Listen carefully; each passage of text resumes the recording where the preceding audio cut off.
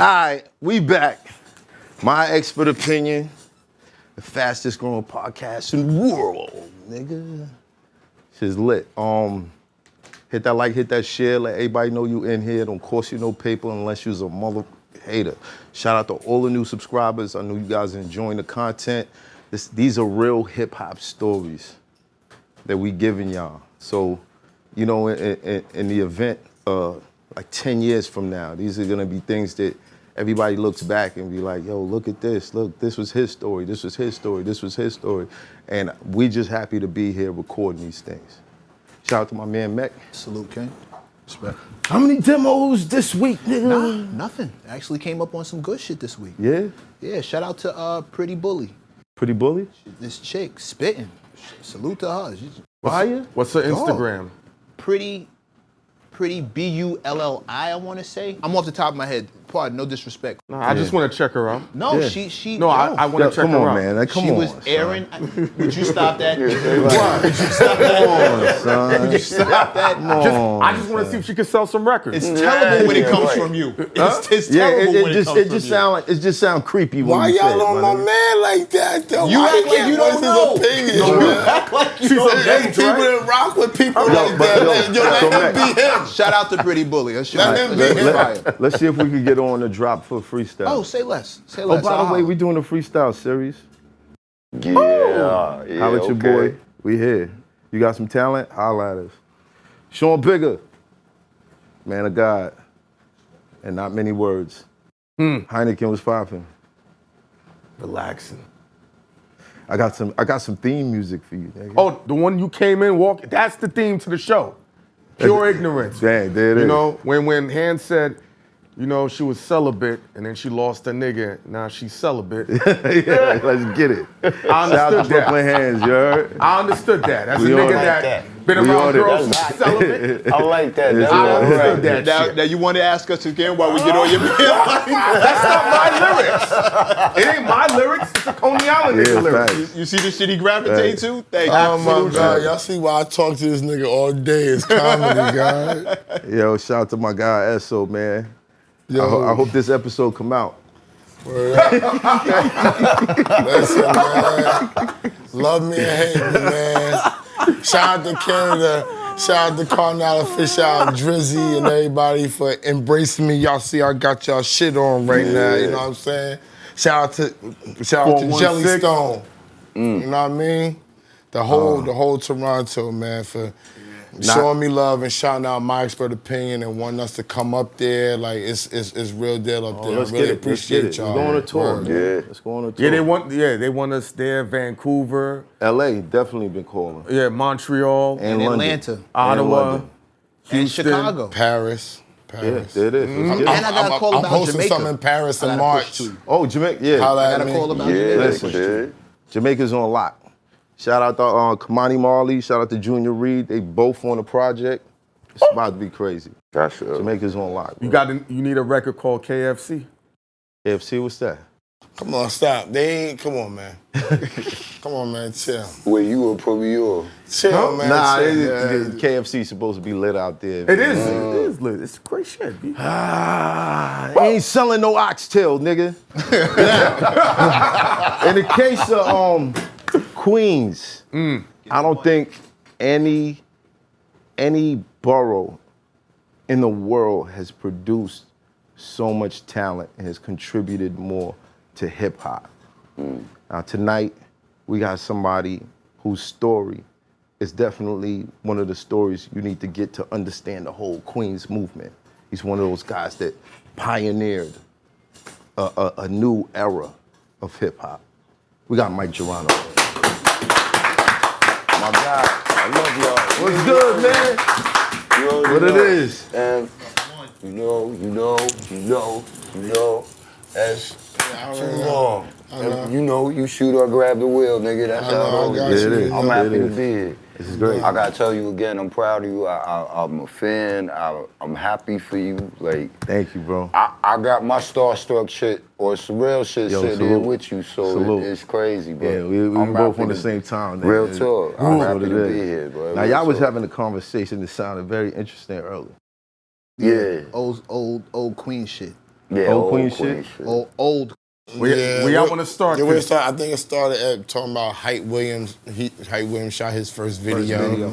Hype Williams' first video was Mike Geronimo's video. So you broke Hype Williams into the music industry is what we're saying. The way we look at it in the hip hop world. I mean, Yes, you're Queens nigga. Take the credit. Yeah. If you don't, ESSO will take the credit. That's my nigga. The new TK Kirkland. It just all unfolded that way. So Yeah. I guess that could be said. But shout out to Hype. Respect. Shout out to Hype. Shout out to Ralph McDaniels. Yeah, Uncle Ralph. Yeah, because he sent them over there in confidence that he was going to take care of that. Uncle Ralph always was in my corner. Shout out to Uncle Ralph. Like, he always was in my corner. What I love about Uncle Ralph, he didn't like just look at me like, okay, you another one coming through the door. Right. Like, he did some real shit for me. Like, you know what I mean? And even after that, like, in terms of my well-being, like he's really like Uncle Ralph, so I love him. I can't thank salute him to enough. Uncle Ralph, man. God bless. Yeah, real So shit. let's start from the beginning. What's up? Where does it start at? For Mike Geronimo, where does it start at?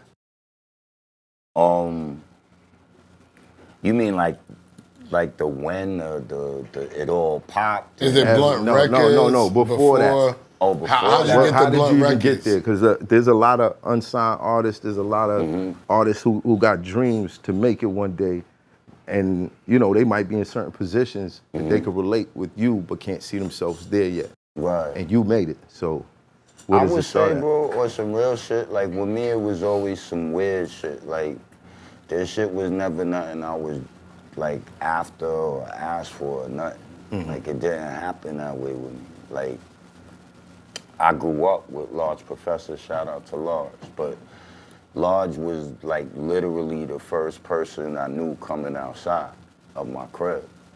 You know, so like I said before, you know, when we was coming up, you would always have that person, your mama would be like, who you outside with? Yeah. You know what I mean? And I'd be like, Mom with Paulie, or that's what we call him. So I'd be like, I'm with Paulie and I'm with Van. Right. Van, Carmen's sister, Nas' daughter's mother. Yeah. So Large and Van were literally, and my man Jay Raff from Lost Boys, all three of them was, if I told my mama I'm outside with Paulie and Van and JJ, that she'd be like, all right, you can stay out till, you know, the street light come on. Right. So that's what I knew. And then, you know, we lived in the same neighborhood. My mom's passed away. My mom's, my uncle, and my man Jamal, they all died like in '86. The same year. Yeah, the same year. Wow. So My condolences. I appreciate it. So I ended up moving from Colden, from Wastelands. Right. But you know, fast forward, home is always home. You know, so now I got, you know, I turned a teenager. I'm like, When you 15. moved, who did you move with? Oh, I was everywhere, bro. Like at first, I mean, my pops was there, but my pops, he was going through his own shit, you know, and he was like, he was a cop, he was in the military, but that shit rocked my pop. So he kind of had to get his feet, you know, figuratively back on the ground. So How did you take it? it's funny you say that, bro, because I think now I understand myself more then than I understood myself then at that time. Right. So I would say, like it started with my aunt. My aunt got killed in a car accident on Christmas Eve. A drunk driver was on the Van Wyck by Shea Stadium, and his car jumped the divider. Wow. And sheared. And hit her head on. Yeah, sheared the roof off her car. So, I mean, that's just crazy because it was Christmas Eve and all of that shit. Right. So, you know, you gotta understand, like, I'm like most of us, like, big family from down south that migrated to New York, so we was tight-knit, you know, so that rocked us, but during the period of my aunt's wake, we started to notice my mom's eyes started like floating. And I was like, yo, your eye looks kind of cockeyed. And my dad was like, yeah. And then, long story short, she went and they had diagnosed her with cancer, with a tumor. So and before that, she was super lit. Like, she worked for Ebony Magazine. She was like the top ad executive at Ebony Magazine.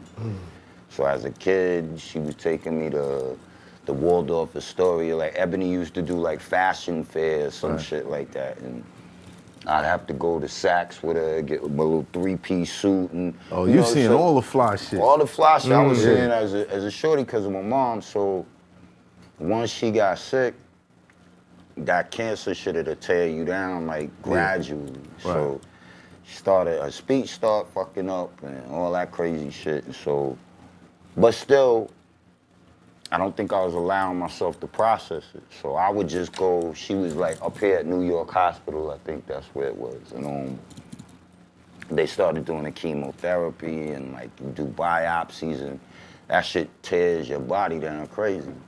But I would just go and try and get her to build her vocabulary up and all that shit.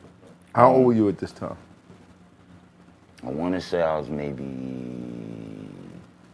9 going on 10, 10 going on 11. Wow. So it was. Yeah. It was kind of something that's hard to process at that age anyway. But I don't think I did. I know I didn't because, like I said, I'm older now. So, and then someone I talked to about it, and they helped me get to the things you subconsciously do that you're not really aware you're doing. Right. So I was just doing what's known as stacking, which means you may go through something, but you just internalize it, you compartmentalize it, you push that shit down. And that's just your way of surviving, coping. Right. And as he was going through that, my man Jamal, God bless, like he was one of my best friends. He took my bike from Little League practice and ended up getting hit by a van on a Van Wyck. So now we was all like, okay. And that hit all of us. That hit Paulie, that hit Lodge, that hit like the whole neighborhood, because you got your little sets and your little crews that all rock together. Right. And like that was my man. Every day we on the monkey bars, we in mischief, like, but he gone now. So I don't think I even processed that. And then my mom's finally passed away, I want to say June 11th. She passed away on June 11th. And it's ill because Lodge is the one who told me now, he's like, you don't understand, when your mom's passed, like the whole neighborhood, it was like a black cloud, because my mom's was like good with everyone. And she was hardworking. My dad, he was there, but when he wanted to be, I'm gonna keep it a buck. He was in and out. Right. You know how that go. Yeah. Being a cop, I can imagine, like, at that time. Yeah. And coming from the army, you said service, right? Yeah. And they be dealing with mad trauma. Yeah, facts. How many years was he? Wasn't nobody saying PTSD back then? No, his PTSD, I'll get to that. Like, his PTSD thing didn't start.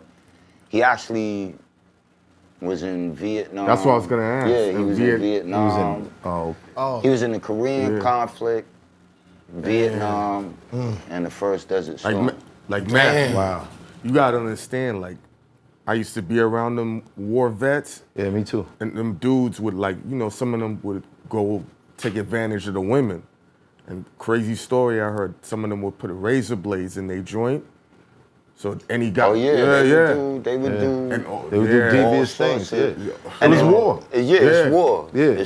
It's so mentally, for him to come back, back then they just called it shell shock. Right. And they didn't have no they didn't have a term for it. Right. Just shell shock. But what you gotta keep bearing, I'm a shorty, so I don't really know about mentally what you're going through. Right.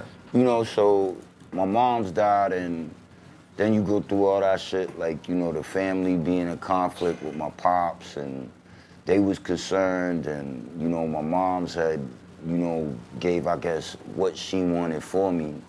Because, she had me in private school, and there was certain things she wanted me to stay on that in that lane. Right. I think she thought rather that my dad wasn't going to be able to keep all of that shit going. So I ended up going with my aunt. No, I ended up going with my Uncle Bill, rest in peace. And I didn't really want to go with him. But I wanted to really go with my Aunt Pat and my Uncle John, because me and my cousin John was like birds of a feather. So if I had to leave the block, Right. that's where I wanted to go. But it was sad, like, you know, I had to leave what I knew. I had to leave Wasteland. So I ended up from there in Jackson Heights. My Uncle Bill lived in Jackson Heights, but then he passed away. He passed away from AIDS maybe 5 months after I went with him. Damn. 5 months. Yeah. So by the time you turned 10, you had already been hit. Yeah, like boom, 4 boom, times, boom, yeah. boom, boom. Wow. But still, my G, like, I wasn't... Never going through it, never processing. Yeah, I wasn't processing it. I was just like... I think at that point I started saying to myself, all right, that's just how it is. You know, so... But that's a lot of trauma to deal with. Right. And I don't think that I never really... Like you said, I never acknowledged it. Right. I just had to keep going. Were you the type to just keep busy? Yeah, I was always in the sun. Like, I mean, before all of that, like, I always knew how to draw. Like, that was like my first love. Like, I could draw anything. I could draw like Iron Man. I could draw E.T. I could. You know, I used to be on that shit. Yeah, and Large was like big into graffiti at the time.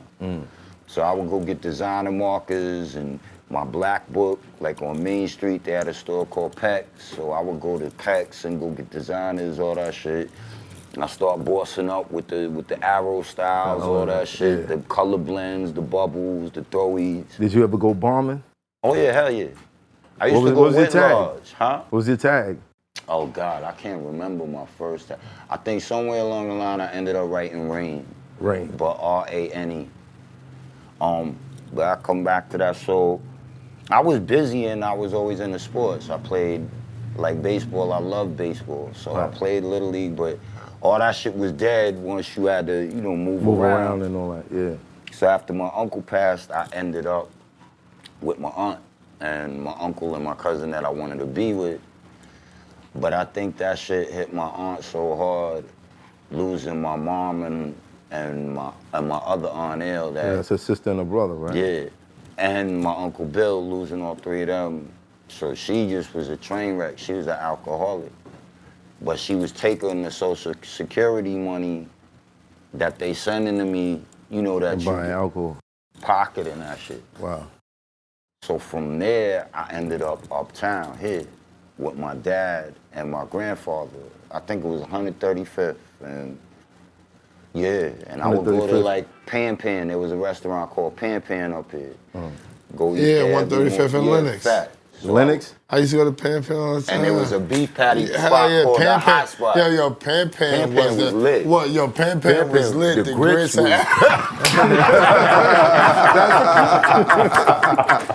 That's cool, good. The grits was crazy. And then they burnt it down. Yeah, they burnt Pan. They burnt that shit down, son. So my bad. So you know. Pan was lit. So once I ended up with my dad, nigga, I was running around the streets, bro. I was, you know, I didn't really get into nothing too tough, but I was like start cutting school, and at that time, like 42nd Street was just big arcades. Yeah. So I would go to the arcades on 42nd Street. Arcades and movie theaters. Yeah, Kung Fu flicks. I'd get up, and the other movie theaters. That was that one block. Oh yeah, right there. Disney block. Yeah, right there. They have a Disney block. Y'all used to go in there, right? Nigga, I worked in Port Authority, so that's how all of them. Yeah. Like you was in there too? Nah, I never made that on guard, because that wasn't where my head was. Right. It was you I was on always video a game. video game junkie, so yeah, me too. I'd be like, yo, let me get $40. My pops would be like, here's 20. I wait for that nigga to go to the bathroom. I'll go take another dub, and I was lit. I'd go $40 and be in the arcade and And I would just observe the city, bro. I would just stay on the train until whenever. Right. So I think early on I learned how to be by myself and keep myself busy. Right. You know, and then What was your games?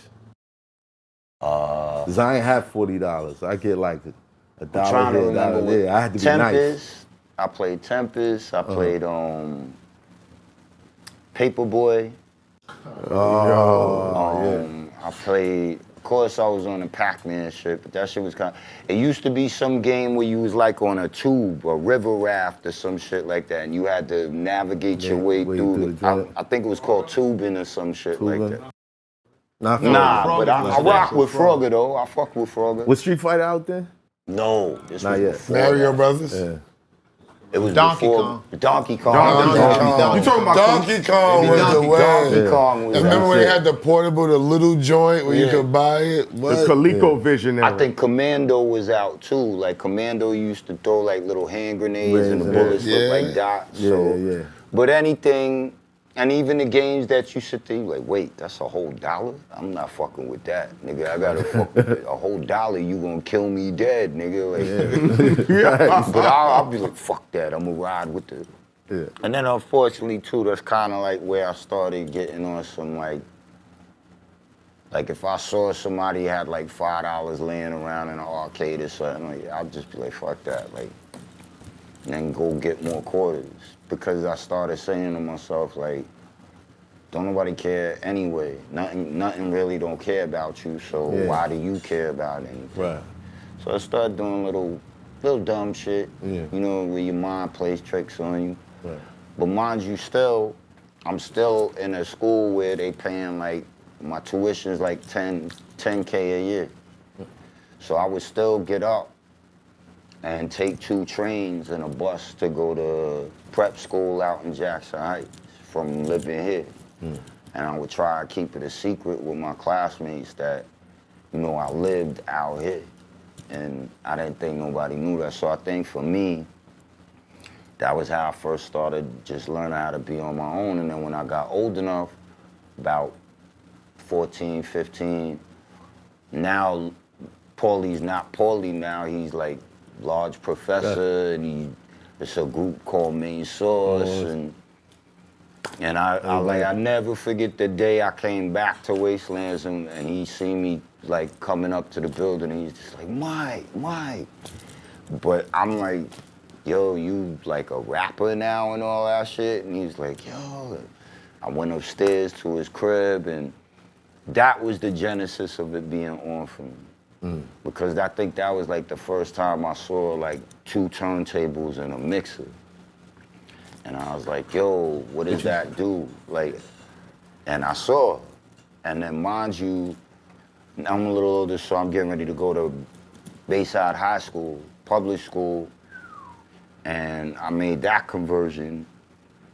But when it was at Bayside that I was like, okay, I think I want to fuck with this DJ shit. Right. So whenever I You could, was DJing first? that's how it all started. Okay. On some real shit. Like, I went to school with Chucky Madness. And Chucky Madness did the blend tape where he took the the Mario Brothers. And he hooked the shit up to the mixer, and that nigga put like the bridge, the drums from the bridge behind it, like boom, ksh, boom, boom, boom, ksh, boom, boom. Ksh. And I was like, oh, I'm fucking with this shit hard. So I had to get turntables, bro. Right. And we did. You know, like, my dad had remarried my stepmom. I don't call her my stepmom. Like, that's my mom's, you know what I mean? For all intents, she raised me, whatever. Right. And it was just one Christmas where they bought us, like, 4 turntables, 2 mixers. Like, my parents was wild. I was like, yo, son, they bought me and my brother, like, 2 sets. And we was like, why they buy us 4 turntables? So you want to fight Right, over and my them. little brother's like, nigga, don't ask no questions. Just ride with it. You know what I mean? Like, ride with it. Like, don't go fuck it up and go back to this. Like, yo, you should return this shit. No. So we sitting there, and mind you, this is when my dad had got back in the military, because he had like pull. You know when they let you out the military, they can't really let you back in. But he was so hard body and he was so plugged in. Like he got it. He got it. So we end up living on Fort Totten in Bayside, and we got our own crib. And at that time, my brother has his room, I have my room. But because we got all the DJ equipment, he's like, all right, here's what we gonna do. We gonna share a room, and we gonna make Put your the equipment room the DJ room. So, nigga, 8 in the morning, my nigga, I get up, chopping, scratching, blending. All you hear is my part, turn that shit down. What the hell is wrong with you, bird brains? That shit is too loud. But I was fucking with it. Yeah. So then when I go to a large crib, and he got a set, and he had the techniques. That's the one thing my parents fucked up when they got us like the belt drive turntables. If you're a DJ, you know on belt drive, you can't really cut on a belt-driven turntable. It doesn't allow, because the pullback is not like a technique. Right. Technique, you just lick your finger, boom, and that shit would spin right back. Right. But it was actually good because it trained me how to better keep my fingers more steady when I'm trying to chop or cut. Right, because then you got to push it back in the right, because you got to push it back in the position. So when I went to large crib, I'm like, oh, he got techniques. It's easier. It's easier. Right. And I'm watching the DMC contest, like, and all that shit. So, like, Clark and all them niggas is my hit. I'm trying to emulate all that shit. I'm trying to learn how to take my shirt off while I'm spinning around and all that, every day. So I started out DJing. And that's really how I ended up going to sign them Hot Watts on the app. Hot Wax, Yeah, Hot Wax. I would go there every day after school. Hot Wax was lit. That was the spot for hip hop back then. Everybody. But that's where you got your singles. Jamaica Avenue. Fact. So I go get, and you start getting doubles a record. You won't get one. You get you had two. to get So two. So I would go get whatever was hot at that time, come home. You know, if you thorough with it, you could take the single and go like this on your knee, and that shit rip the plastic off of the shit for you, and the record just fall out. Wow. And I was hard body into that shit, and it was by chance, bro. Like, again, Van, who's Carmen's brother, Nas, like Nas' baby's Nas' daughter's mother. Right. Van and Large used to always spit. Like, if you was at Large crib, you just had to start You spit. talking about light-skinned Van? Fact. Oh, shit, I didn't realize Yeah, Van and Carmen Van was had brothers. dread, The Van dreads. had dread. They be in Rochdale. Circle 4, what Circle you talking about? 4. He did D-Lo clothing. Right, so you... Yeah, no, you mean dancing Van. Yeah, you talking about another Van. Vampire Okay, yeah, Not that okay, Van. not that I Van. meant that Van later on. Oh, okay, all right, my bad. Right, I know what my you're talking bad. about, All though. right, cool. You talking Black Rock and Ron. Yeah. That's why I was like, that's Carmen's brother. Nah, Okay, cool. that's Black Rock and Ron. Van. Okay, I got that you. used to do. So I just started bugging. Yeah, if you don't know, like Black Rock and Ron, they had a big song out. You can't do me nothing. Like it was some real Queen shit. So that's the vein talk, but we get to that. But I just started spitting like on some playing around shit. And fucking around and being around there with them, that just honed me on how to freestyle. So at first I started freestyling just to see if I could do it. Right. But then the more you do something and you're not thinking about it, you getting better without knowing you are. Right. So I just kept doing that shit. How old are you now? I think I'm like 16, getting ready to cross into 17. Right. You know, and but still I was to myself as a person, like if I wasn't around Large and Van and CeeLo and Lenny and J-Raff and all these niggas that be at Large crib, I'm still trying to figure out who I am, what I am. I'm not really talking with folk. Right. I wasn't outside. You was in that 42nd going no for it more. yet. Yeah. And that's actually what threw me off, because now my cousin John, who I lived with him and his moms, you know, he put me on to being outside on them in them streets. Right. So he introduced me to some dudes in Corona, and I'll never forget, like, he came in the crib with the Jordan. No, he came in the crib with some new dunks, like the orange and white dunks one day. And I remember, like, wrestling was on, and that nigga came in with the starter jacket. He had the Celtic starter or whatever, and I'm like, yo, where you got them dunks? How come you keep coming in with sneakers? And the nigga's like, he showed me the crap. He's like, yo, I be moving this shit, da-da-da-da. And I was like, I want some new sneakers, I won't do that. Right. He's like, you know, you ain't ready for that. You ain't gonna be, you know. Yeah. But he turned me on. Yeah. And he plugged me to niggas in Corona. And it was on from that. And now, this is 16, 17. Yeah. So now I'm in Corona on 104 in Northern by the auto parts store. Tell me what your first sale was like. I ain't even think about it, nigga. I was so oblivious, my G, like, I'm not gonna say who it was, but they was like, all you gotta do, they gonna give you the money, you gonna give them the work, don't do that shit out in the open, and all right, I'm gonna start you off with this little packet. Right. You just gonna wait for such and such is gonna tell the person to come to you. And I didn't think nothing of it, I just did it and boom. Boom, that's it. I'm not thinking about circling patrols, I'm not thinking about hand to hand, I'm not thinking about direct. Thinking about some new Jordans. Fact. So I think like my first day, I think I came on with like an additional $300, $400 or whatever it was. Oh, and you I was like, in. You was in. Like, oh, It's over.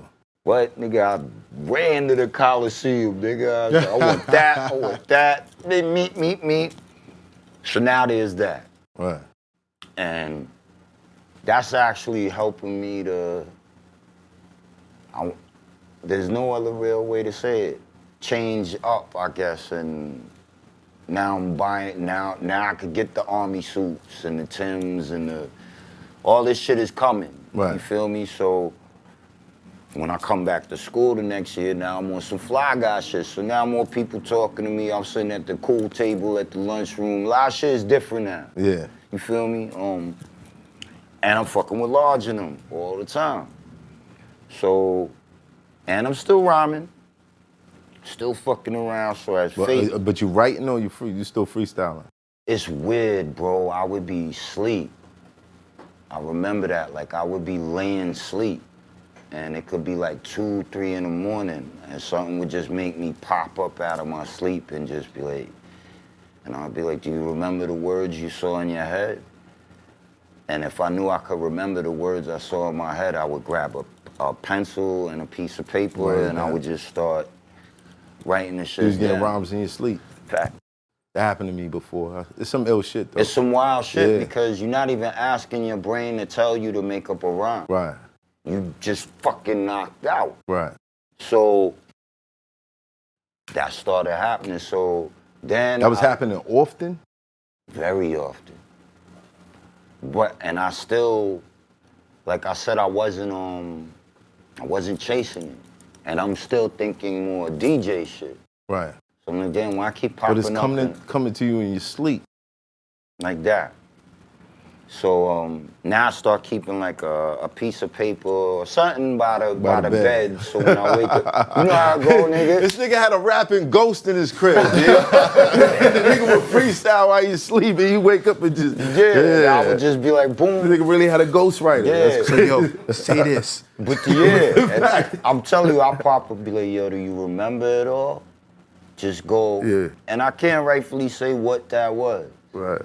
And I'm still honing my freestyle shit, because that I have more fun doing. Right. And I would watch them do that. And I just wanted to get to the point where when I'm at Large crib, when he start passing the mic around, You could take. I could take it. Nice. Yeah. So fast forward, me and a nigga Van is somewhere, I want to say we was at the spot where niggas would go get the cold old English joints off the Clearview when you come off and you on Hillside. It was a certain store. Yeah. I think it's Green Farm or something. It was Farm something or whatever, but everyone knew to go there because the 40s was super cold, Right. crisp. So we went there, and we had some weed, and we was smoking, and we stopped in front of a store on Hillside, and Van just start freestyling. And then I start freestyling with him, and I'll never forget, it was like a homeless dude or something. He must have been listening to us, and the nigga was like, he looked at Van, he said, yeah, you all right with that shit, but you gonna be somebody one day. And I was like, okay. And then I went to Bayside, I went to school one day, and we was in the lunchroom, and my nigga Rasta T, shout out to Rasta T from Rasta T from Liberty. Oh, yeah, facts, from Liberty. yeah. Ross T. Ross went to school with me. Ross T and Sister Kendra. Yeah, say less. Is that? Yeah, you know. Ross T. So we in Snipe, Snipe was my man. Yeah. Shaheen Holloway is my best friend. They from Liberty That's 170. crazy. Me and you known each other for a years. long time. That's crazy. You know what I'm saying? Shaheen my best friend. He actually got mad at me because I just said to him, I said, yo, Shah, you want to come on the show? He was like, when the fuck was you gonna ask me? I'm kind of offended. I went to the Elite 8 and you ain't asking me to be on a show, and NBC and everybody want me on the show. I say, y'all apologize. The Holloway brothers was... Deshaun Holloway. Yeah, Deshaun Holloway brothers. And Sean, don't get mad at me. D was probably a better ball player than everybody over there. Right. Deshaun Holloway was the truth. That's crazy, bro. Like, I'm bugging seeing how life is trippy, bro. But anyways, we in the lunchroom one day, and Ross rhymed, like the whole school knew he rhymed, and he was a Lost Boy. So, you know, or that carries some weight. Crazy weight. Especially in Queens, Southside. Right. And at that time, I wasn't officially claiming being Lost Boy, but I grew up with rap. And my man CeeLo was all in with the nigga. Yeah. Craig Lacey, CeeLo. Me, CeeLo, and Jamal, my man that died, we was best friends. Oh, shit. So now I'm kind of fucking with the LBs and all of that shit, but when I start spitting at the table, my man Squeako was doing the beat. You know how that go in the lunchroom on the table, my homegirl Tosh sitting next to me, and Ross finished, and I was like, all right. And Squeako was like, wow, you rhyme? I was like, I rhyme. And my homegirl Tosh was like, you don't rhyme. I was like, I do. She's like, no, you don't. It's so Squeako started hitting It is. I don't remember the whole rhyme. I just remember 14 clips and only got one ooh-wop. 25 seconds is all it takes for me to murder a Caesar, eat them up like cornflakes. I said some other shit. And when I finished rhyming, like, the whole lunchroom was, like, stuck, bro. Yeah. So I thought, I was like, damn. You whack. He thought you was whack. Nobody said that. You think you whack. I ain't gonna say shit. That nigga Squeako looked at me, that nigga was like, yo, when you started rhyming? Like, what the fuck? So they told Chucky Madness. Chucky Madness was a senior at Bayside. Okay. The next thing I know, Chuck is like, yo, why don't you come to my crib and, you know, I'm gonna cut some shit up. And you rhyme. And that was lit for me. I was like, oh, well, I do that shit now with Large Crib all day. Right. Now, mind you, that's lit because we Flushing niggas.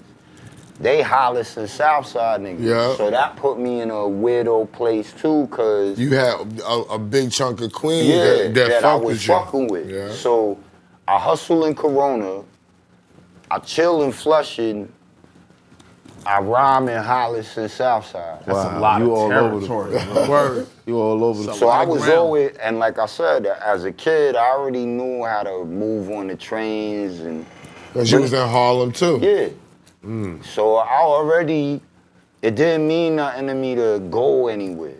I think that was cool. Now that I'm older, I could say, okay, well, that made it where I wasn't in fear to go to no one's territory. Yeah.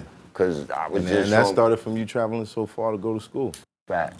I used to do the same thing. Take 2 buses from like fucking 2nd grade. Because my moms had to go to work before I had to go to school. Yeah, but So you gotta do I what used to you be gotta, responsible. You know what I mean? Get up. You gotta do what you gotta do. Exactly. You know, and like you said, like you don't think of these things. You just It's just something you have to do. It's just what you have to do. It's only to like put the key after a while around you your neck. realize Yeah, like fact. Call me when you get when you get home. home. When you walk in, lock the door behind you. Word. Call me when you get Don't home, answer the so I door know for you no one. good. Yeah. I got the food in the joint. and like Heat you, it up. I used you to give good. my mother heart attacks because I'd be in the arcade till like 8 at night.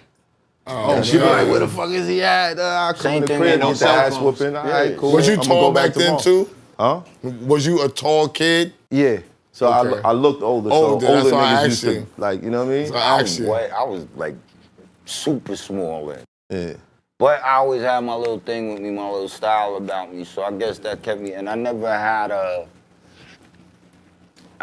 a demeanor like, I guess, a presence or like a menacing presence. Right. So I was Right. all right. I could have cool- been you was a anywhere. cool, I smooth was, nigga. yeah, I was So you just didn't cool. invite challenge. People didn't look to.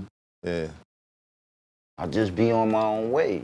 You feel me? And then Large made me so advanced because he rhyming and all this shit. So fashion-wise, what to say, what to do.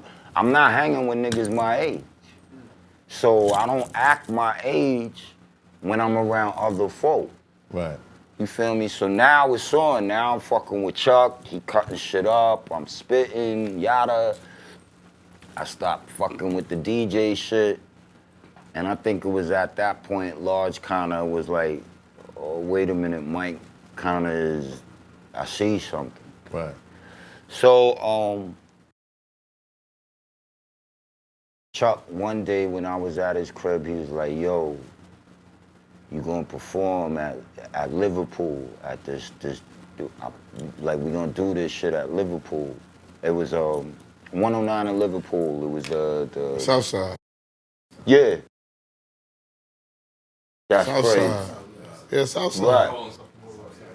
And I'm leaving. Facts. Right. Facts. Look. We invented we outside. I We keep trying to invented tell we these outside. niggas. Come on with this Queen I keep shit, trying man. to tell Oh, niggas, yo, man. nigga, Queens niggas, Southside, There we we go. We outside. Been the deal. Thank you, yo, we grew up on you know, nigga, Southside, we outside. But you know why Now they say everybody we outside, Street nigga, family, stop. man. This is Matt, you know why Stop they say they it. outside? Stop They'll it. be in front of the corner store till like 5 in the morning, Whatever. right Yeah. there on 160th Real Street. talk. He's from Brooklyn. He wasn't there when we was there. He wasn't there. He wasn't there. Right in front of that He corner was store. in You see how you Canarsie. throw you and throwing you under the Yeah, bus right right in front of now. that All right, corner. He was in Canarsie when we was No, I was outside. on Flatbush. But look, Nigga said, Thank you. We invented outside. we Thank was you. outside. He got it on tape when I said it. Southside, we invented outside. Yeah, Now but the y'all whole stay in world front wanna of the say corner it. store. Y'all didn't go past the corner store.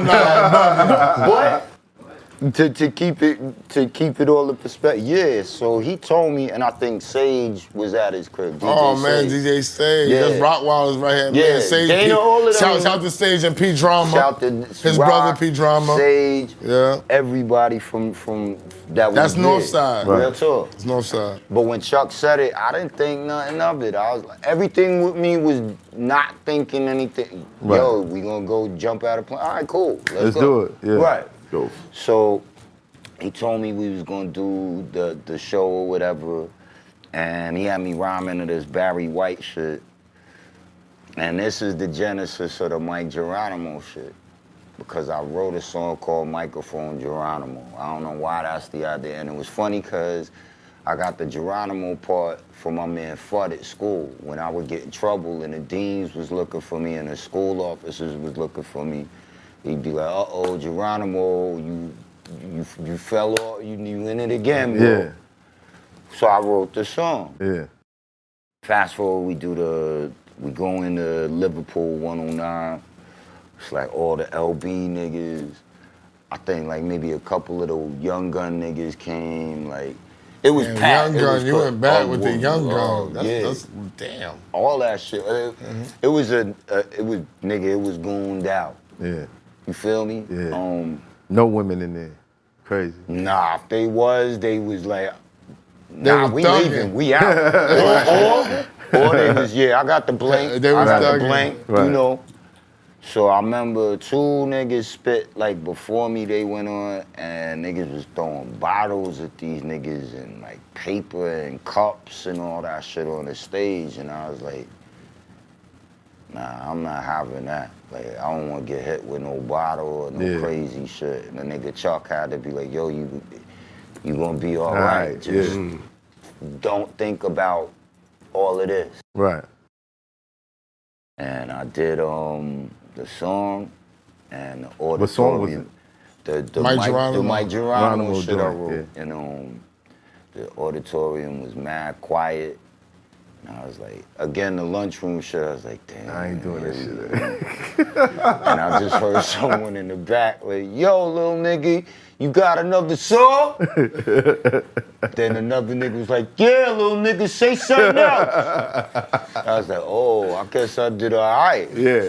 That nigga Chuck just threw something else on it. And that's where the freestyle shit kicked in. Yeah. And while I'm doing it, I'm faded, so you know that shit where you just faded and you locked in and you like, yo, I burn him, I burn anyone now. Me and that shit is like this. Boom. And I just went in, bro.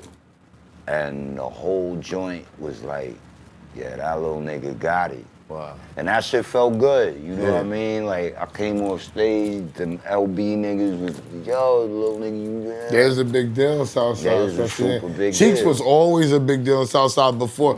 When he got when they got on with Puff and them, they was already a big deal. We was like, we didn't think he was ever gonna get on by that time. He been killing shit for He was so long like around the fucking way. LeBest. Remember LeBest? Oh, the Puff God, and not LeBest? LeBest. Corey D and him and Corey D, yeah, nigga. Dedication Corey rhyme. D, you went back, yo. A dedication rhyme to those who have died. Southside I nigga like love. to organize with Corey burgers D. and fries with my young Facts. guns, with my lost boy Aight, crew, cool. because that's the way that we do. I remember all of Corey that. D. We weren't sure Cheeks was ever gonna make it, but he was Right. such a local legend. He didn't And you have know to. what? He was so Shout lit out to around the Cheeks. way. We didn't think Cheeks was ever gonna get a deal. But he was he was already the doing Source, his thing. The Source had the Lost Boys. I'm in high school and I opened the Source shit and I'm like, the Lost Boys? Yeah, that shit They fucked really you got up, a deal.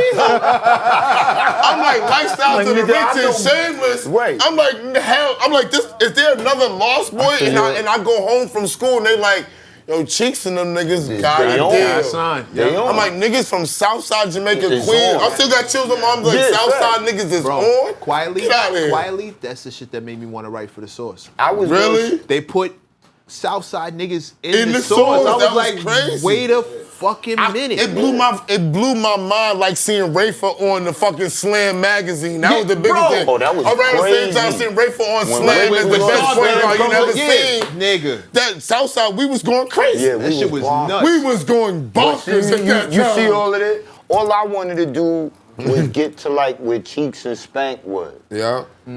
Cause they was like the MCs that was like kings of the park. Everybody knew him. It's like And I- Cormega before he, it's like Cormega in the park gym. Right, Like, everybody see? knew who Cormega was. You just outside of And of the hood, outside of the barbershops, you didn't know. You didn't know. But if you was from Queens, you was there- and niggas said Mega, everybody was like, Oh, Cormega. a nice Yeah. nigga from the park. Oh yeah. And that What's was up with that some? was their side. That was on the That was over there. Queenswood side. Cheeks on was the our nigga side, for that. Cheeks It was and Cheeks. Spank and rest in peace, Corey. The only they other, was- and the only nigga, I just want to jump in, the only nigga that ever came out there that was not from Queens, that was in Park Jams was Redman. Fact. Redman At was in Montebello. Queens. Yeah. When he went Redman to was in Queens. Montebello. Redman was Yeah. all over Queens. Niggas ain't And right. he did famous freestyles all over All Queens. over And that Queens. Montebello Park went Yup. down. Yeah. And he did that same rhyme on Yup. EPMD Project. Wasn't Biz on the turntables when he did the shit at I Montebello? don't remember. Park? I was young. I was on the gate. I remember seeing him. I was standing on the speaker. That was because who was the big? I can't remember the big DJ from Queens at that time. Because he was doing all the park jams. Nah, it wasn't GMV. It though. wasn't GMV, it GMV was was the someone biggest else. nigga from Yeah. Queens, but he wasn't the park nigga that was doing. And GMV wasn't going to that side. He wasn't going to shit. Montebello. Yeah. It was like I can't remember who it was. Shout out GMV. But I I just stood spoke on to the speaker, GMV. so I was a hip hop baby standing on the speaker On the- watching at Montebello. Redman spit. Going dumb when nobody knew him, and Got it then going on. buying Since the I'm record and next to saying Flex. that's the same That's the shit. same I nigga. heard." Yeah, he rhymed said in the park. He said that at Montebello. I got chills in my arms. I was like, oh Yo. my God, I Yo. love this shit. Yo. Same round from EPMD. This shit is amazing. Yeah, from Headbanger. Yeah, Headbang. was No, the- the No. Rampage It was Rampage was the I Rampage. got it going on. Since I'm up next to flex, you could bet I drop heavy, so girls grab your code sex. This nigga is sick. Reggie, The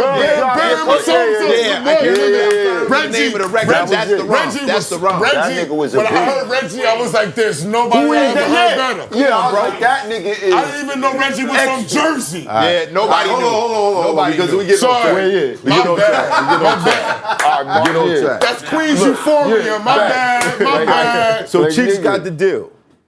Now, I want to say it kind of was happening at the same time. I was just shooting to be regarded like they was in the park. right. No one was on yet. But that night changed everything. And then lo and behold, I got off stage and Chuck was with Irv. And Irv Gotti? Okay. I don't call him that, but anyway. Irv Chuck- in the red zone? Right. He was with Irv. I was faded. Like I was high, we drank some Danies, I was like gone, nigga. It might even be some Mad Dog 2020 that popped off. Jesus Christ. Man. Or Blackberry Brandy. You know, back then, if you was fucking with MD, the niggas like, you gonna be in a box after that. Right. So I'm tore up completely. How old are you at this time? 17 going on 18. So it's happening 18. fast. Super Yeah. fast. Okay. So all I remember is he introduced me to Irv, and somebody was playing one of the beats that niggas always rhyme to. And the nigga Irv was trying to talk to me, and I just grabbed that nigga around his neck or some like, yo, and I just started spitting in that nigga ear, and we was just bopping like this. And that nigga just did that laugh that you know the laugh he do where he know, like, yeah. And he telling me, like, yo, I got a studio, but I remember being like, whatever. Like, Yeah. I just wanted to Rap. rap. Yeah. Nigga. It wouldn't have mattered who came up to me. Right. But he was talking to me, he's like, yo, I got a studio, blah, blah, blah. And we was talking, and we was cool, we was chopping it up for a second, and like every other party in Queens at the time, you heard the first clap, clap. They shot Went down, now niggas is scattering out the gym. Yeah. I'm separated from niggas I came with, you know what I mean? Yeah. And I think maybe that's why I say like my timeline shit is kinda, it's hard to remember the sequence of events. So Right. I just remember him saying come to the studio, and I finally did. And it wasn't too long after the Park Jam shit, after the show at Liverpool, but I started noticing Chuck wasn't there. And Chuck was the nigga that plugged me to Irv. Right.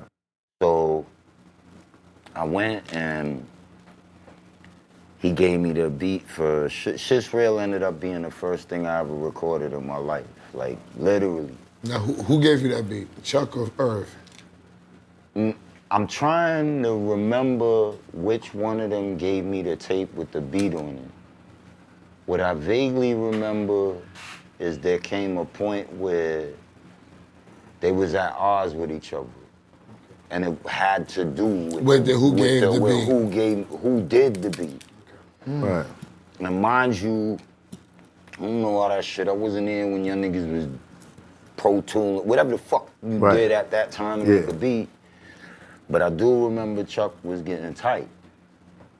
And I ask myself to this day if I can rightfully remember who did Shit's Real. I think it was kind of one of them things where one of them came up with the idea to use Denise Williams, the free samples. And somebody cut it up. And the other one was the one that actually constructed the beat. Who got credit for it on the album? Irv did. Okay. But if I'm not mistaken, I could be, don't get it wrong. I want to say, what I do remember is, I remember like Chucky had like a keyboard that he used to make beats. And I remember Irv had that machine, that MPC? Yeah. What I don't remember a lot of is watching Chuck work to make a beat. I remember Irv being on the MPC and Because I remember the drums used to annoy me. Like his drums, that's when I started noticing the difference between the MP and the SP. Because I was used to like shit that Large would do where He's taking the drum drums pattern is from dirty and, yeah. you know, and them shits is, the snare doesn't sound like, all Earth shit would sound like wooden soldiers marching, like. It wasn't humanized? Huh? It wasn't humanized? It was too robotic? Facts. Yeah, It sounded too. That's where quantizing and stuff It goes. sounded too, like I said, any beat he did, I would picture like wooden soldiers walking like this. I would be like, the fuck is this? But that's funny. he would tell me, and I give him that much. He would always be like, yo, I'm telling you, trust me, rhyme over this. So I would force myself to write to the shit, whatever. And then it would be fucked up because I would go to Large crib, and that's like the nest. That's what I came up on. So you go to Large crib, and I'll hear like nigga, I never forget being on the elevator, and you could hear down the elevator shaft. It ain't hard to tell. And me and my brother was like, yo, what the fuck is that? Crazy. And we got to the door. But that's an unfair fight, Large Professor Irv Gotti. Stop it. Look. Stop it. Nigga, you was who you was when you got here. I got shit to do with that. I'm just saying in terms of a nigga hearing music, like, Yeah, like yo, like in I'll never comparison. forget That's an hearing unfair it, fight. like halftime. And So here's why wasn't you getting beats from Large? I think what Large wanted was, now mind you, it's a lot of moving parts in the story, cause Because Large got a deal. right, and now here comes Nas. And Nas ends up moving to our block. Wasteland. And he ended up dealing with Carmen. Shout out to Nas, Carmen, all that. But I'm getting to hear all of this shit as it's made. Mm-hmm. And I'm getting nigga, I knew Q-Tip when I was like young. I met Shout out to Tip. Pete Rock. Love you, Pete. Pete, I met through Large, like Gangstar, Buster, Fatal, Akinelli. These the people I'm around when I go to his crib. But the beats I get, like, yo, Large Professor's illest beats the world never got to hear. I mean, I heard shit that where I was like, Everybody says there's that. no way in the world. Everybody, how's that possible? Again, why aren't you getting these beats? I'm gonna tell you, because I think with Large, he always looked at himself when it came to me as my big brother, which you are. Right. But I think with me, he had like a long term in his mind way that he wanted to cultivate me. He wants you Like- to be his artist. No, I think he wanted me to truly be like on some, like if music was a temple, he wanted me to be a monk in that temple. Right. But So you he- was But still I'm hustling. moving around and I'm, Right. so now, like Large would tell me stuff, he'd be like, cause he would still think about me DJing.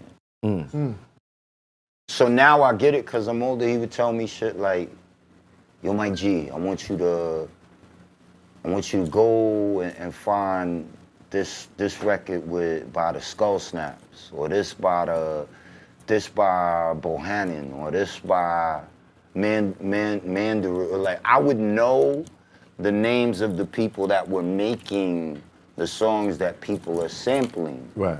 Because I would be at his crib, and I would be like, yo, so that sample from, it'd be like, oh, that's Smiling Billy Sweet by the Heath Brothers, or yo, what's that?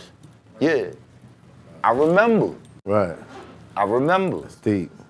So he would, I don't want to say it this way, but I can say it now, because I would get tight, because I'm like, nigga, I'm not running around the world looking for fucking the golden child like Eddie Murphy, bro. Right, Like, just give me a beat. Yeah, give me a beat.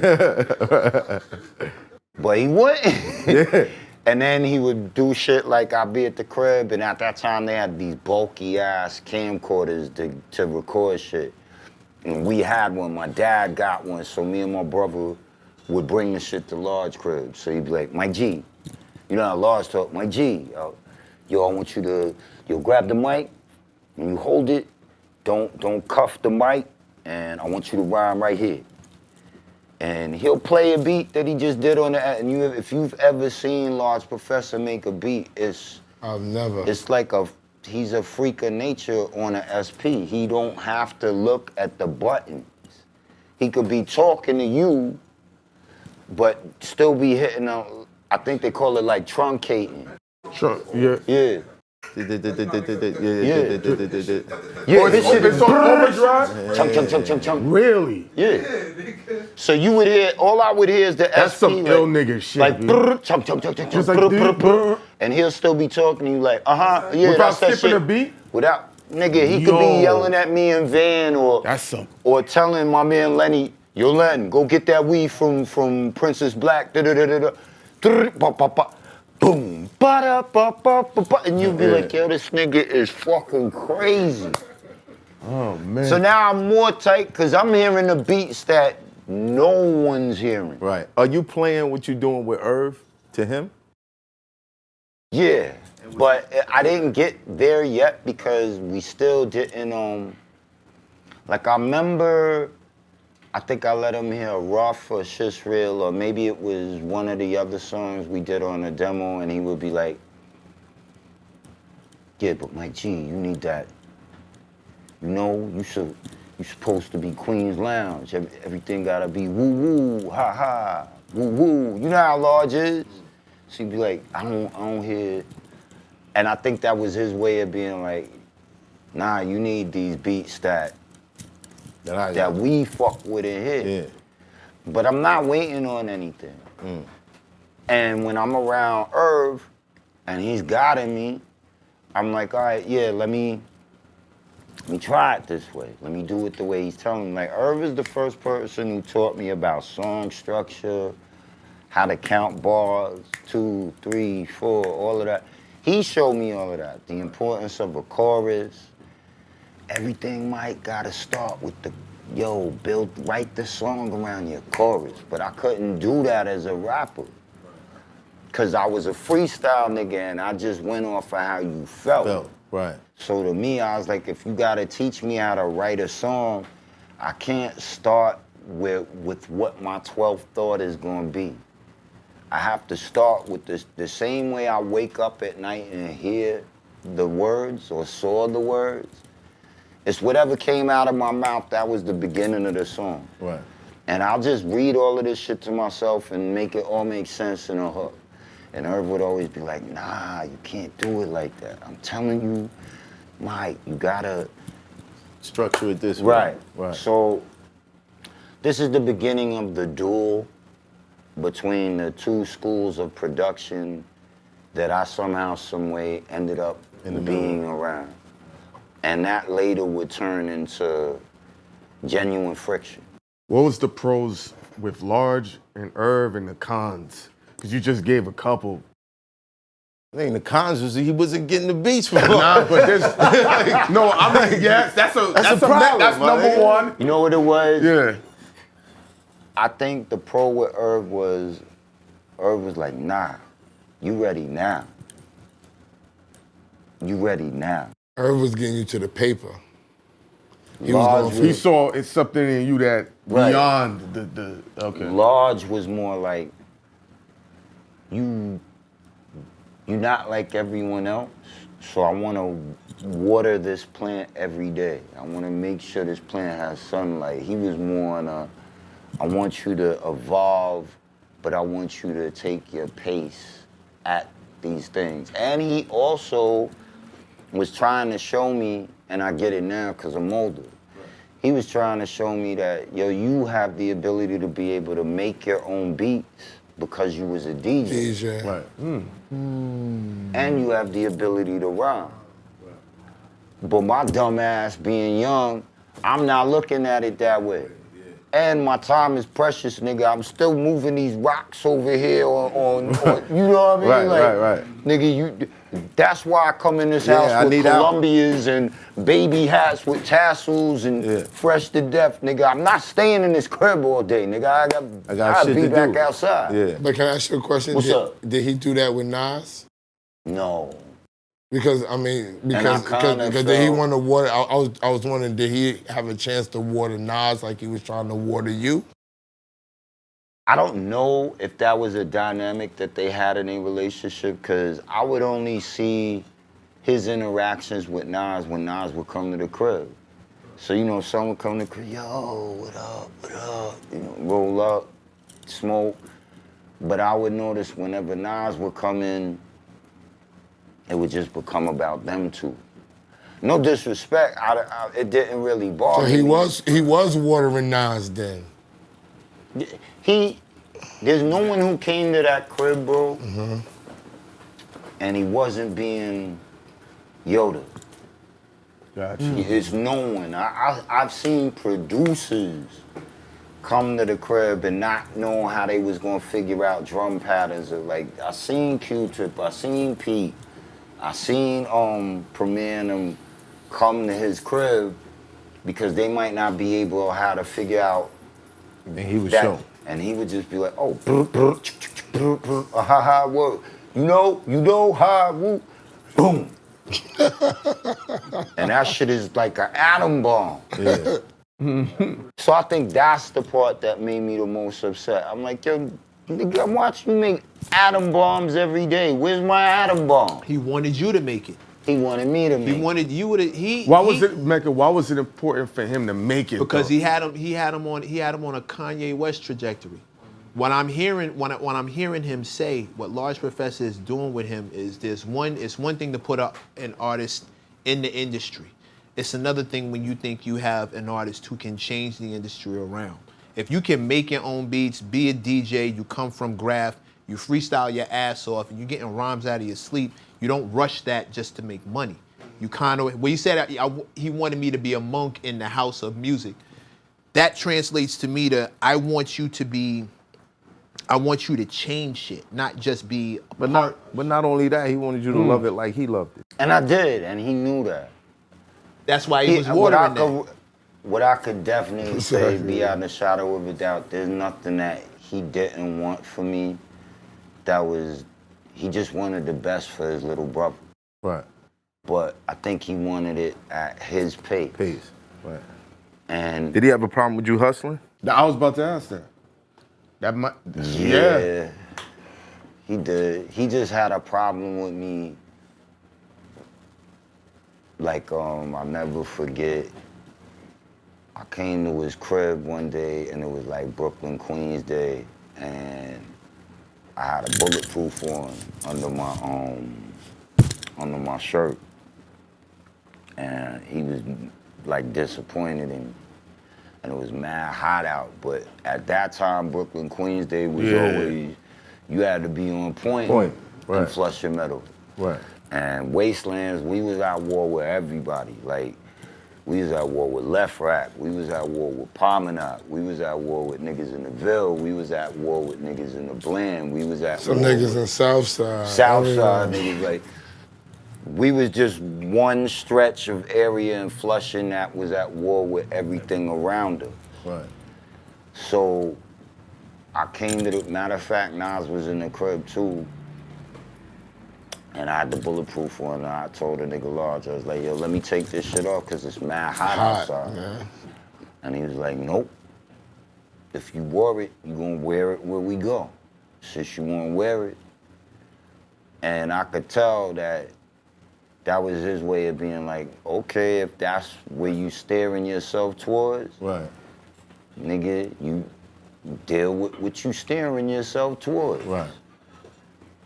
So that let me know that he was kind of disappointed in me for being outside.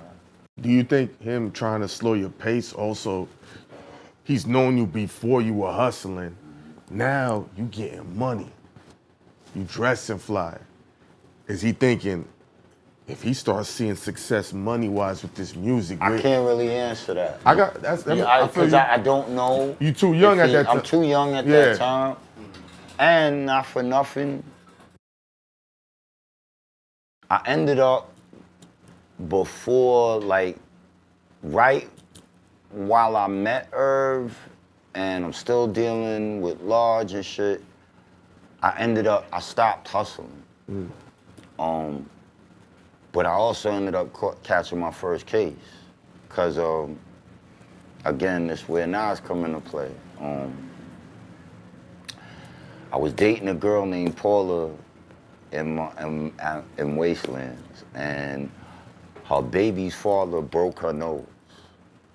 And I caught up to the nigga in my old building on Colden, and did a number on this nigga. And like the whole 109, you know, over there, 109 is the precinct. So all 109 comes out looking for me. They close off Flushing and Sanford, like where you would cut to go to Main Street. Yeah. They was on Casino. They cut the block off from Casino. There was nowhere I could have moved. You was on foot? Fact. Oh, okay. Oh, And mind then you- because the highway's Yeah, over there my too. old building was here. Large buildings here, like literally across from each other. I put the beats on the nigga in my old building, and wasn't really nowhere for me to boogie to. Boogie, yeah. And I'm with my man Chief and my cousin John. So at this time now, Nas and Carmen is really dating, and he like lives in the crib or whatever. I'm like, I knew Large wasn't home. I forget how I knew he wasn't home, and Van wasn't around because he was with Large. I'm like, damn. The only place I could go to was Nas' joint. So I run up to the apartment, whatever. The nigga Nas opened the door, he's like, yo, what up? I was like, yo, son, I'm jammed up. Just let me come in for a second. And he walked to the window and he looked out the window and he's like, damn, Mike, you did all of that? And I was like, did all of what? And he took the shade like that. And I looked out the window, I was like, oh, son, that's like all 109 in front of my building. Right. So I'm like, damn, I'm cooked. I can't go that way. And I'm watching him put the nigga in the ambulance, all that shit. Realest shit the nigga Nas, like to this day, which if I'll tell you how it all makes sense. Nigga Nas looked at me and he was like, yo, I'm gonna go get some weed. Da-da-da-da-da. Yo, if shorty come in, just stay here. You don't answer the door, yo, I'm gonna come right back. And at that time we knew each other and I would say we were acquaintances. Right. But I would never expect you to be like, yo, you can stay here, I'm gonna go get weed. Don't move. Some real nigga shit, Yeah, bro. yeah. Real nigga shit. Yeah. And then the nigga went, got the weed. I laid low until them niggas cleared out. I watched them put the nigga in the ambulance, like I saw all that shit. Nas came back, smoked a little bit, and I went home. And he didn't have to do that, because he didn't really know me at that time. Yeah. Not to the point where he was like, yo, stay here. Right. While he go outside. Right, while you go get weed. I ain't even But you was ask him. large man. Right.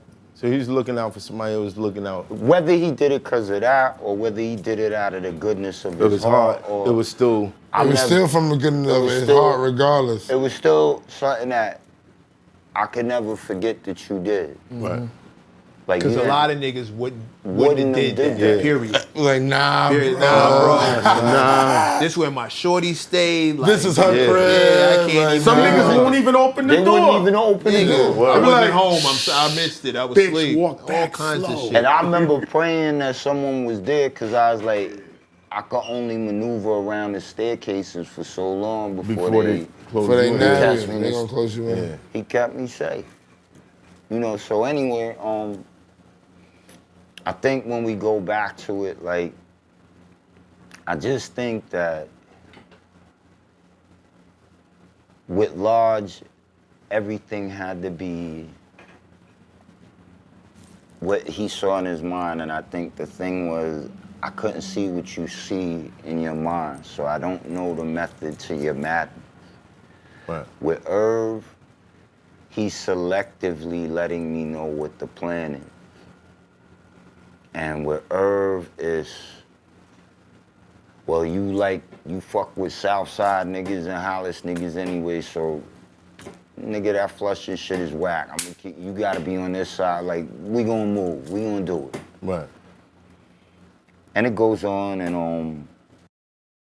Would you think that maybe Large Professor was like, because, you know, I grew up off of him too, he was like positive, you know, and we've been talking about enablers.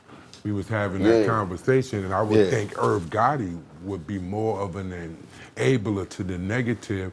When Large Professor, he's the type that being around him, he is It's gonna funny you encourage say that, bro. to the positivity. Yeah. They was two, they stand at two They were polar, totally like, different, polar opposites. spectrums. One of the first things I could say I noticed about Irv was, it was about the what happens when the money comes. Yo, it's gonna be this, it's gonna be that, we doing this for that. He had a plan of rolled out for you, money-wise, on how to spend it with that. Not so much, but I just mean everything was get to the bag. And Stacking the bag. When we get the bag, we gonna be on, and when we on, This is what we it's gonna gonna do. be this. Right. And that was never my wave, because my whole thing, nigga, money comes, money goes. I'm in Bayside High School with like $4 grand in my pocket damn near every day, because I hustle, I sell crack. They had this shit called co-op. Like you would work 1 week and go to school 1 week. Right. I fucked around and got hired by Bantam Doubleday Dell, which was a book publishing company. They're building in 666 Tishman Avenue. Yeah. So I was a young nigga in high school making like 19, 20, anywhere from $22 an hour to, I want to say $25 an hour when I started. So if you take that and add that to the money I'm making outside hustling, You got a couple dollars. You and got a then budget. I'm still getting money from the government because my mom's passed away. You got a Up whole until budget. Nigga, I was in Bayside lit. So I never gave a fuck about paper. Right. I was like, yo, I'm on my fly guy wave. I'm going to get the reverse jam Reeboks with the basketball on it, the fucking the Columbia Whirly Bird and the Bugaboo joints. You know, but to get to it, I segue because of the gun case. I kind of decided to give all of that up, but because of the shit that happened in the building where Nas kept me safe, the nigga ended up coming to my job that I put the beats on. And I worked at Stearns on Main Street in Flushing. So I'm already adjusting to the fact that I'm deciding I'm gonna change my ways. But now here comes this bitch nigga. At the time, I mean, it's funny how life works. Let me take that back. Here he comes. I can't be mad. We went at it. It went wrong for you. Yeah. Nigga, you You trying to get the Fact. get back. Right. So he comes and I'm behind the register and the nigga flashes the hammer on me. And I'm like, so what you gonna do? You gonna pop me in the store with all these cameras? My dumb ass decides to go home on my lunch break, And go get a hammer. go get my hammer, and come back to work. Oh God. Oh God. Hold on. This is after he flashed you, and then left. He left. So he flashed. Right. Hey, I but got the a gun. nigga says some shit like, See you later. I know what time you get off work. Oh, so you was like, okay, All right. bet. Yeah, that's different. All right, cool. So my dumb ass goes home. I go get the hammer. Why'd you come back? He went 'Cause back to I'm work. He went on his dumb, lunch nigga. break. What's the line, bro? His frontal lobe was not not developed yet. No. Why'd you come back? Because my ego was like, yo, you gonna let that nigga do that shit? That's the realest shit right there. I know we not gonna let that happen. Ben, we already fucked them We up. already fucked them up, so, right. My ego's like, shut up, I drive. Common sense. Right. Shut up, common Yeah, sense. I'm shut in up, charge. common sense. No, we ain't stopping for no bathroom break. Ego on 100. Right. I go, get the hammer, come back to Stearns.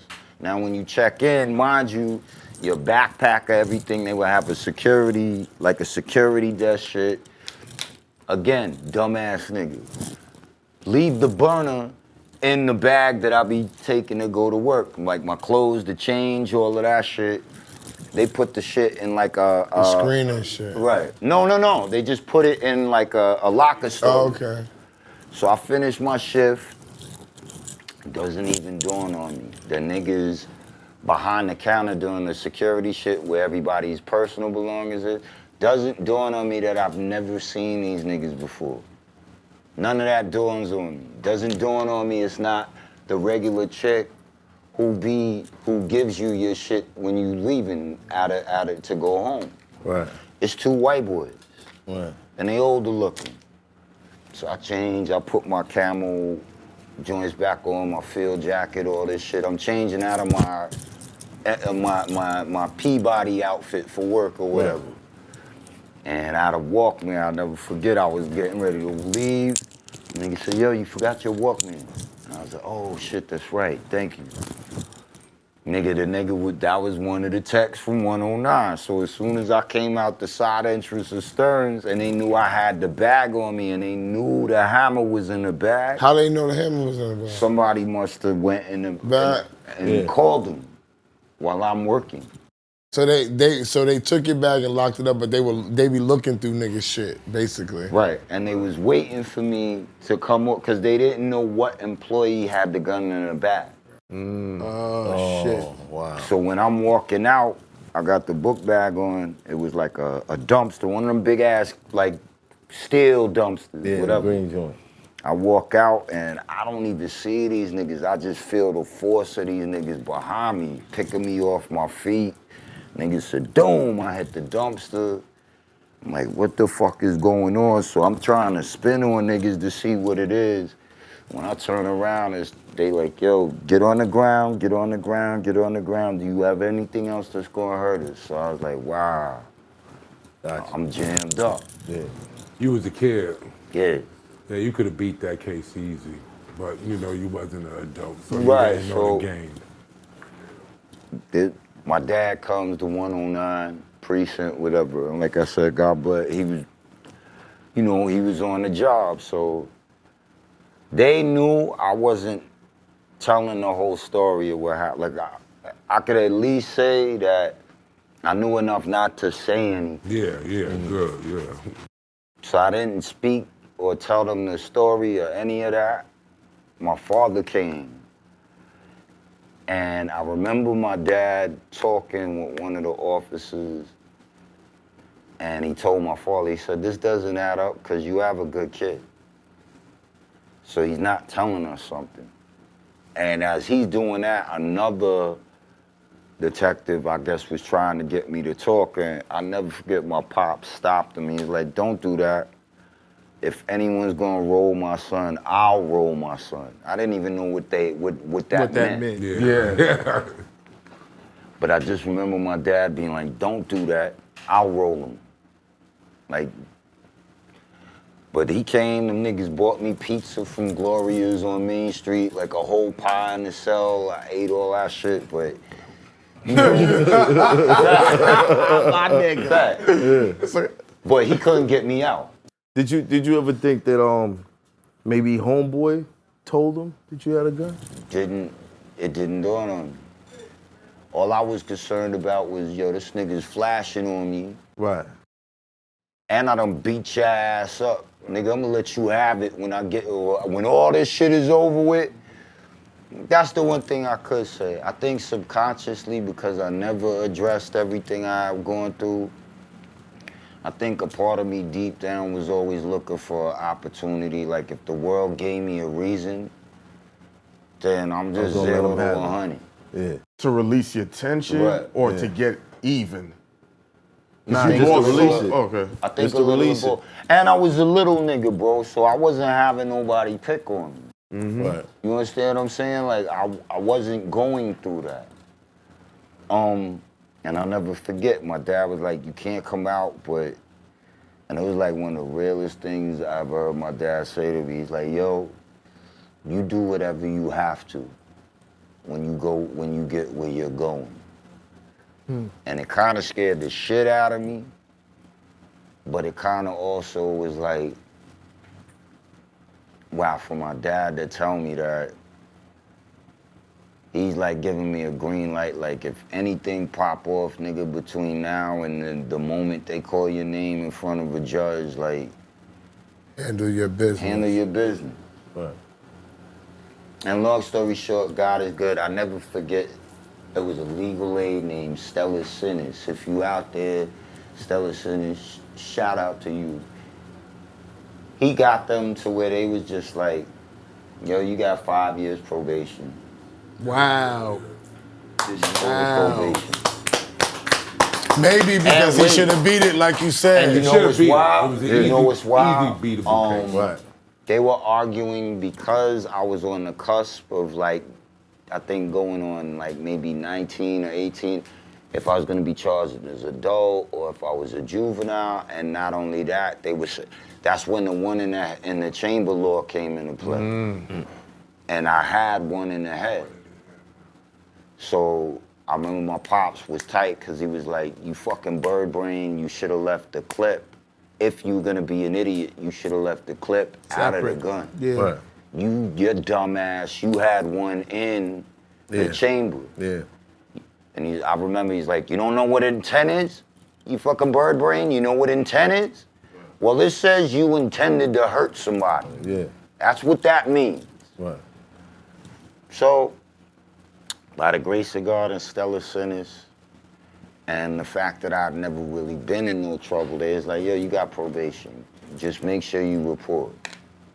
And I had to go see my PO, Selborn Reed, nigga. Like, that's what it was. Right. So now back to Irv. I remember telling Irv I caught the gun charge, and he was like, nah, Mike, you ain't gonna go do no real time. He's like, how old are you? What you did? Nah, they probably gonna give you like, if anything, you might get 6 months. And I'm just looking at this nigga like, you don't even look like the nigga that could break all this shit down to me, but okay, cool. Right. So he just telling me, don't worry about that. Focus on what we doing. Which I kind of respect, but I don't, because he didn't really care how it was gonna go, I don't think.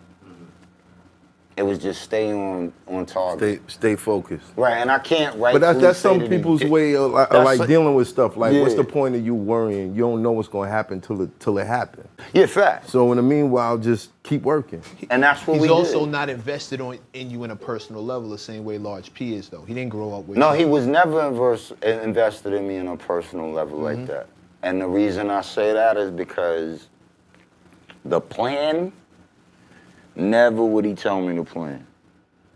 Meaning, like, we're doing this, so this leads to this, and this leads to that, and you should know this, so that. The worst thing with me as a person is not to fill me in, not to tell me. Large P wouldn't tell you the plan, or Irv. Irv wouldn't tell you the plan? Irv. Did you ever figure He out said the Irv plan? was telling him bits and pieces. He said he was telling Irv was Did I telling him what? bits and pieces as he Yeah. went along. Hold on. Yeah. Did you ever figure out what his plan was, or get a large scale of what he was intending to do? Probably Ja Rule. That's what I'm thinking. I'm thinking that. No, he I said don't think that it Ja Rule started was to after. dawn on me Hold on, listen. until after, because I didn't initially meet Rule and X and Ho. I really started to, I'm trying to remember when Rule I can remember the day I met, and I remember the minute we met. We was like birds of a feather. That's when he was in Cash Money Click. Right. Him, and it wasn't even Chris Black yet. Chris Black wasn't rhyming yet. It was him and O. It was him and O. It was him and Ota. Shout out to O1. Ota. So it was Rule and O. But the minute me and Rule met, we clicked. So the minute me and Rule met, nigga, I would go to that nigga crib and stay over there for the weekend at Woodhall, and you know now. And Hollis. Right, and I met Black Child, and I want to say Tariq, and all these people that was Tariq. the people that was around him. That's when I started to meet them, like his cousin Rich and all of them. His nephew, ain't it? Yeah. Or his uncle. Yeah, one of the Something two, like whatever that. it was, but Right. me and Rule clicked. And me and O was mad cool. And I knew they rhymed. And Did you hit with the first time you heard Ja Rule rhyme? What'd you think? I was impressed. I was like, yo, I like his flow and I like his voice. And O kinda was like, I was like, yeah, he kinda got it. Right. You know, and then I remember one night we was in the studio where we did Shit's Real and we ended up doing some song called Represent, nigga. And it was the beat that Snoop used. It was the break to the Gin and Juice shit, like the original break where they got that from. I think it's I Get Lifted by George McCrae. I want to say.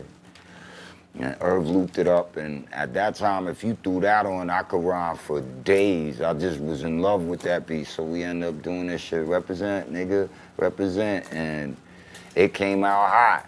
Right. But so he didn't have to throw a drum pattern on it. He just looped it. No, he just looped it. He just looped it like. Mad niggas just looped though, man. Yeah, it didn't take much then, and those drums on the I Get Lifted joint, you don't really have to fuck with them. Like, especially if you take there's a certain version of it, like the version that Dre chose to use for Gin and Juice. You don't gotta do nothing with it. You just gotta count out the bars and loop it and you lit. Right. And I just enjoyed rhyming with him. And then later on, he would talk to me about DMX, and he's like, "You never heard of this dude DMX? He got a song called Born Loser." DMX the I never Great. even heard Born Loser. What? At that point, I hadn't heard Oh, right, Born Loser. okay. Hov I knew because I remember Original Flavor had the Can I Get Open, you know it, the Can I Get Open. And I knew Hov from the Originators with Jazz. Right. And I liked the Originators when it came out, so I was like, oh, you mean the nigga that's rhyming with Jazzo? So he's telling me, but it's still not dawning on me that he fucks with all these different people. I didn't even know that he knew Large. Irv knew Large. Right. Because he went on tour with Jazzo. Right. And somehow, some way, I think they was on tour, and I think Nas and Jay-Z had did something like I think before Hov got on, he was on tour, and that's where the whole Keep a Tech 9 on my dresser, all that shit came from that. Right. So, I showed you your first tech on the tour with Large Professor. yeah. Then I heard the rhyme about your tech on the dresser. Right. but while all this shit is unfolding, I'm like, life is weird, my nigga. Yeah, it's crazy. You understand what I'm saying? So anyway, now we do Shit's Real, and I never forget I played this shit for Large and Nas. They was like two of the first people to ever hear Shit's Real. And Nas was actually the person that made me feel like, okay, maybe, just maybe, this was all gonna work. Cause I remember Nas, we did a song called Hemming Heads, and we sampled Nas, the fucking man, and we just, he's like, I don't really like that shit with me on it, but yo, that shit's real shit. That shit should be on the radio like tomorrow. And I was like, that's crazy, nigga. This is the snuffing Jesus person telling me like, your shit should be on. Yeah. And that was it, bro. The next thing I know, that nigga called Hype, Irv. He called Hype. So you was with Blunt already? Did you sign No, with Blunt? not even yet. When we did Shit's Real, we had no deal. Oh, shit. Were you on the contract with Irv? No. Handshake? No contract. Handshake. Handshake. Okay. Right. He hadn't, as of that time, he hadn't yet Done nothing. presented that to me. And mind you, I really don't even know that part of music. I don't know what a production deal is. I don't know that versus a major deal. I don't know none of this shit, bro. Like, I'm just rhyming. Right. And fucking, Irv was like, yo, I'm gonna press this shit up. And I was like, how we gonna do that? And he was like, I'm gonna figure it out. And I think it was Chris or Tina that gave him the money. His brother and sister. Yeah. And the next thing I know, we pressed this reel up. It was a black, like, single with silver writing on it. How many copies? I couldn't even tell you, bro. Probably It 5. wasn't a lot. But it was enough, I think, to get us. To the DJs? Yeah. And then, Hurry up, man. You know I don't hold this shit. that shit started popping. It popped. Boom. Boom. And then the next thing I know, he called Hype.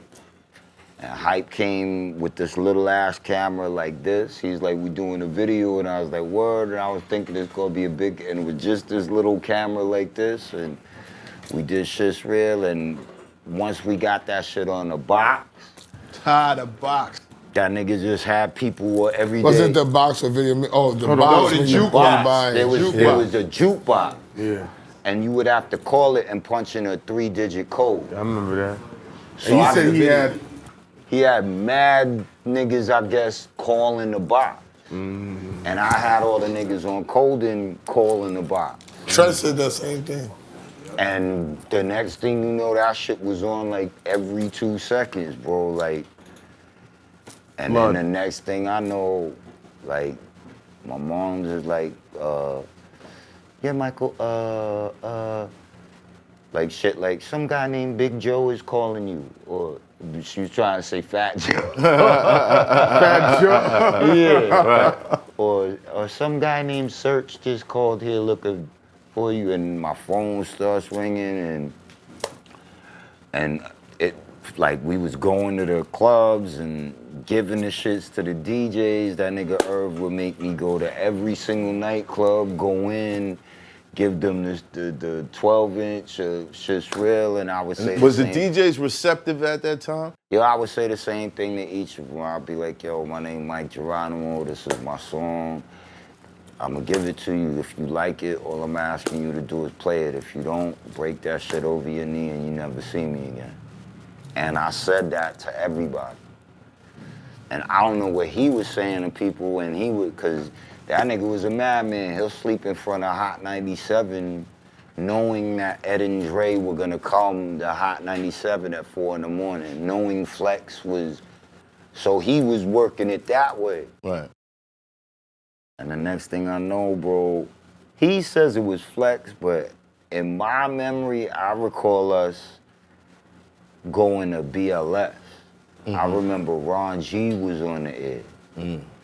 And I think he was interviewing Father MC, and we gave him the song, and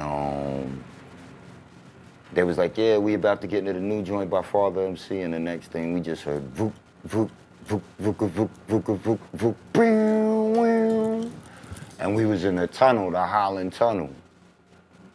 And that nigga got out of the car and got in the middle of the lane of the Holland Tunnel and just was like this, in front of the car. Irv? Yeah, on his knees. And I was just like, I was just sitting in the passenger seat like catatonic, nigga, like, oh shit, I'm on the radio. Everybody just What? heard this. I got home, my brother was lit. My cousin Reb, them niggas was wildin'. They was like, yo. Did Large P call you? Nah, he didn't call me. What was your pops? Did he know what was going on? Nigga, my father's first words. What was it? You gonna laugh. Come on. Nigga, that nigga heard the record. That nigga looked at me and was like, so where's the check? That's some shit my father would say. That's some shit that my father would say, but where's the check? Yeah, my mom said that shit too. It's lit, but where the money? Yeah, Oh, you gave me a new car? My mom should have been like, give me a Nah. Rover, right? My mom, I can honestly say, like, my mom, I love my mom. My mom's my stepmom. I feel like I said, that's my mom. You get it? She was so happy, bro. Like, she just kept kissing my forehead and hugging me, and she was like, oh. And then, like, that nigga Irv called, like, I remember, like, the day or two after. Because I think we was going to Hype's crib, which is why we was in the Highland Tunnel. Yeah. And I remember Irv calling the next day, and he was like, nigga, you don't understand, we on. we on. And that was the start of me being scared to death of, well, what is being on me?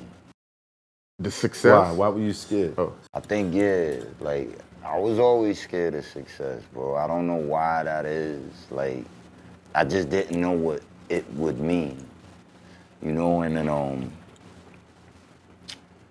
all my community at the fort, the army, they was all proud of me, and now everything's changing, the phone's ringing, and this one's looking for me, and that one's looking for me, and I don't know how these people are getting my number, and Irv is telling me shit like, yo, I spoke to this one, like Sony and all these other labels, and my life like literally changed in 24 hours, bro. After it played on the radio. Yeah, it was on from there, bro. How'd y'all get the blunt and Sony and all that was calling you?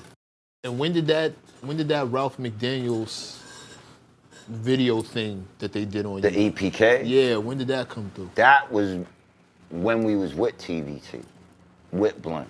At that point, when the EPK came out, I'd already signed, but to go where you going, like I said, he wouldn't tell me everything. So I knew labels was interested, but I didn't know, you know, like, I didn't know it was as many as it was or none of that. I just know Irv would be like, yo, we gonna talk to this label or this label, and I would just be like, cool. And I think it was Wild Pitch. There was something like 4 to 5 labels interested. I remember, what I do remember is going to Wild Pitch, and this is when Main Source had kinda changed. Like, I think Mikey D became like what Large was to Main Source. And their mom was their manager. And the day we was meeting with, I think his name is Stu Fine, that owned Wild Pitch. We went to see him, and the Main Source niggas got in like a physical fight with Stu and Search, and somebody pulled a knife out, and me and the nigga Irv is like watching this shit like, I don't think we want to be at this label. We good. Over what? I don't know what they money. was fighting about. But this was during your meeting? Yeah, we didn't even, like, Stu had us in a waiting area. And we just heard boom, bash. And I kept noticing this cute girl at the desk. And I was like, yo, Irv was checking her out, and in my head I was like, he probably gonna like get her. I'm not gonna say nothing, whatever will happen. But yeah, so the fight broke out, and the girl, she's like, oh, don't worry about none of that, it'll be fine, da da da da da da da. My name is Milky, blah da da da da. Blah.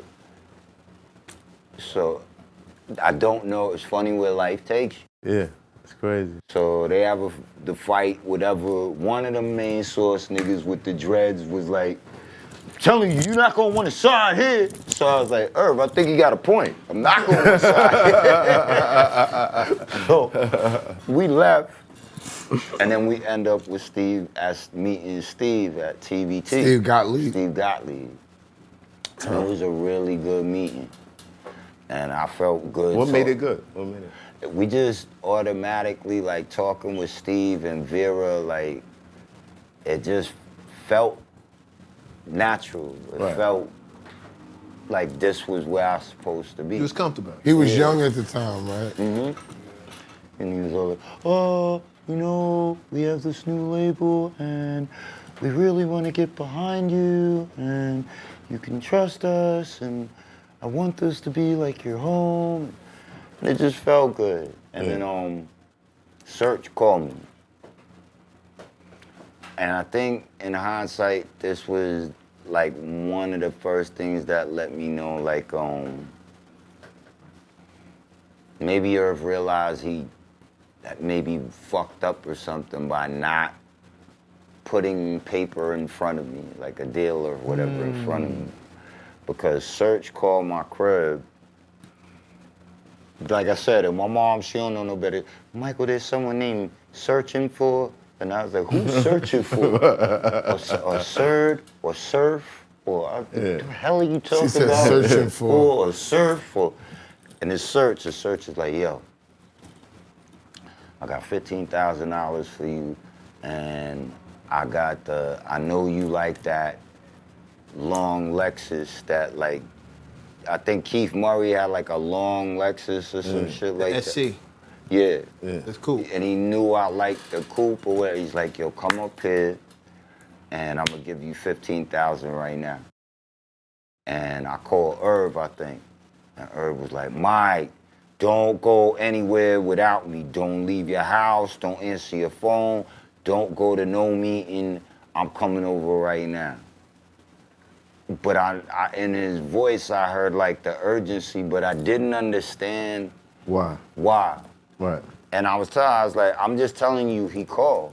Yeah. Like, it wasn't like I was intending to go there. I was like, yo, he got it. But he said 15,000. And a Lexus. And a Lexus. And I'm like, that nigga came to my crib quick. Like, no, don't do that. I was like, I wasn't going to do it. Yeah.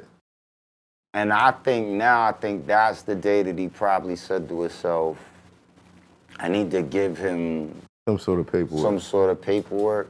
Yeah. And I wouldn't have dipped on him at all. Right. I felt comfortable with Irv. Yeah, he putting But he him don't to know work. that. But he doesn't know. And why he didn't feel that way, I don't know. Now that I'm older, I think it's because other people must have been talking to him and being like, yo, you need to have this nigga. Paper. Right. Right. Or he thought to himself, if I was Mike Geronimo, what would I do? But Mike Geronimo ain't even think about none of this shit. He's not, you two aren't, that's not the point. Right, I see 9 what times you're out of saying. 10, when somebody accuses you of doing something, the only reason that thought came in their head is because it's what they would have done if they were in your shoes.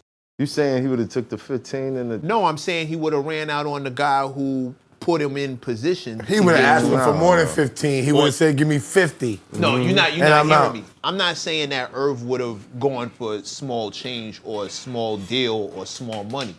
I'm saying in a position where Opportunity. I broke you and I don't have any paperwork on you. You're not legally held to me. You can break out and go sign someplace more lucrative. If you wanted to. If you wanted to. And because that's where my mind goes first, oh shit, this nigga might dip. Yeah. You're probably hearing that in his voice when he's calling. Right. Now fast forward, and so I think it was right before we were getting ready to sign to TVT. Now I start hearing the you need to sign the production thing or whatever. I think that's when he first presented the production deal. Right. And my father was the one who was like, hold on, wait a minute, kid. Hold on. The business you're in is very this, very that, blah. And so my cousin George ended up becoming my manager. That's part two I'll get to a while. So George explains to me, he's like, look, if you sign with TVT, then whatever you're rightfully entitled to, you never have to question because the money comes from TVT and you get paid what you're owed. If you sign to Irv's production, TVT doesn't have to give you anything. They pay the production. They give it to Irv. Right. He could give you $50,000, he could give you $10,000, he could give you no $1,000. It's solely up to him. Right. So my parents, they just being parents. Mm-hmm. You know, they like, yo, and the best thing for you to do, according to what you're being told, It's sign a TVT. is to sign a TVT. Right. And every day now that I'm with Irv, yo, you gonna sign yet? I was like, yo, I just need a little more time to think about it. But you already decided, right? No. No? I was truly caught between, because I knew what Irv did for me. Right. And I also knew what my parents were saying and what my manager, George, was saying at the time, who's my cousin. Right. They're looking out for their child and their cousin. Right. Their family. Their family. He's looking like yo, I'm the one who pressed the record. I'm the one who ran around. I'm the one who slept in front of the radio station. And these are things I didn't forget. And mind you, even though I'm being instructed to do what would probably be best, Right. there's still a lot of me that it was the worst feeling in the world, bro. Like Yeah. it made all of the good shit that happened with me and Stress nigga. you out. Did you ever ask him to alter his contract so that? Never. Well, who'd you sign with? That's the key, because this is the genesis of where we are now. So we went somewhere, and I remember we was starving, and the nigga Irv, bro, like, we'll go to the studio. Oh, I'm skipping shit, because this was shit I didn't really dig. But I would tell myself, y'all are not lifelong friends, so you can't feel no way. Right. Like I said, I stopped hustling, whatever. After the gun charge, like, you forget working in Stearns or anywhere else, nigga. Right. I'm rock, but I still am going to the studio, so, nigga, it'd be times I was starving and be like, yo, like, let me get $5 so I could get, like, Chinese food or whatever across the, nah, I don't got it. Or I'd be like, wow, okay, cool. Or I'd be like, yo, could I stop at the weed spot before we go? Nah, that's dope head shit. Not stopping in the weed spot. And it just became like, when you with me, you go in the studio and then you go home. No, I'm not helping you in no other way other than that. And that kind of had me like, And I started noticing my brother and them, they wasn't really feeling his vibe when he would come around. Right. Because you wasn't signing the contract. Okay. No, they was just off being around a nigga. Yeah. Like, people out there would be like, I don't like this nigga.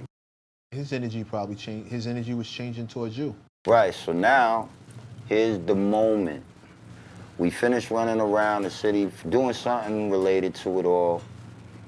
And my mom's like, y'all hungry? And then I was like, Mom, I'm starving. So she made us dinner and we at my in the crib eating, and we go into his car. Herb's car. Right. And he's like, yo, man, why you letting everybody tear us apart? Like, why you letting people? I'm like, I'm not. I'm just asking you for a couple more days to decide and think, and then I'll have a decision. And in my head, at that point, I think I was ready to deal with whatever might come with me not directly signing the TVT. I was actually leaning more towards signing a Top Dog, his production company.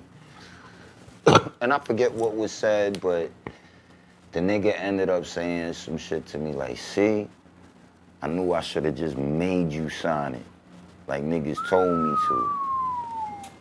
And when he said that, I kind of was like, oh, you think I'm some sort of day room bird ass nigga that you could make do? Which I was like, first of all, you know how to make nobody do anything person. But I was just in shock that he would go from, yo, Mike, we on, to, see, I should have just made you. And when he said that, He was worried. I'm like, yo, my mom's just, nigga, you Made won't you. even give me $2 to go buy Chinese food across the street. Right.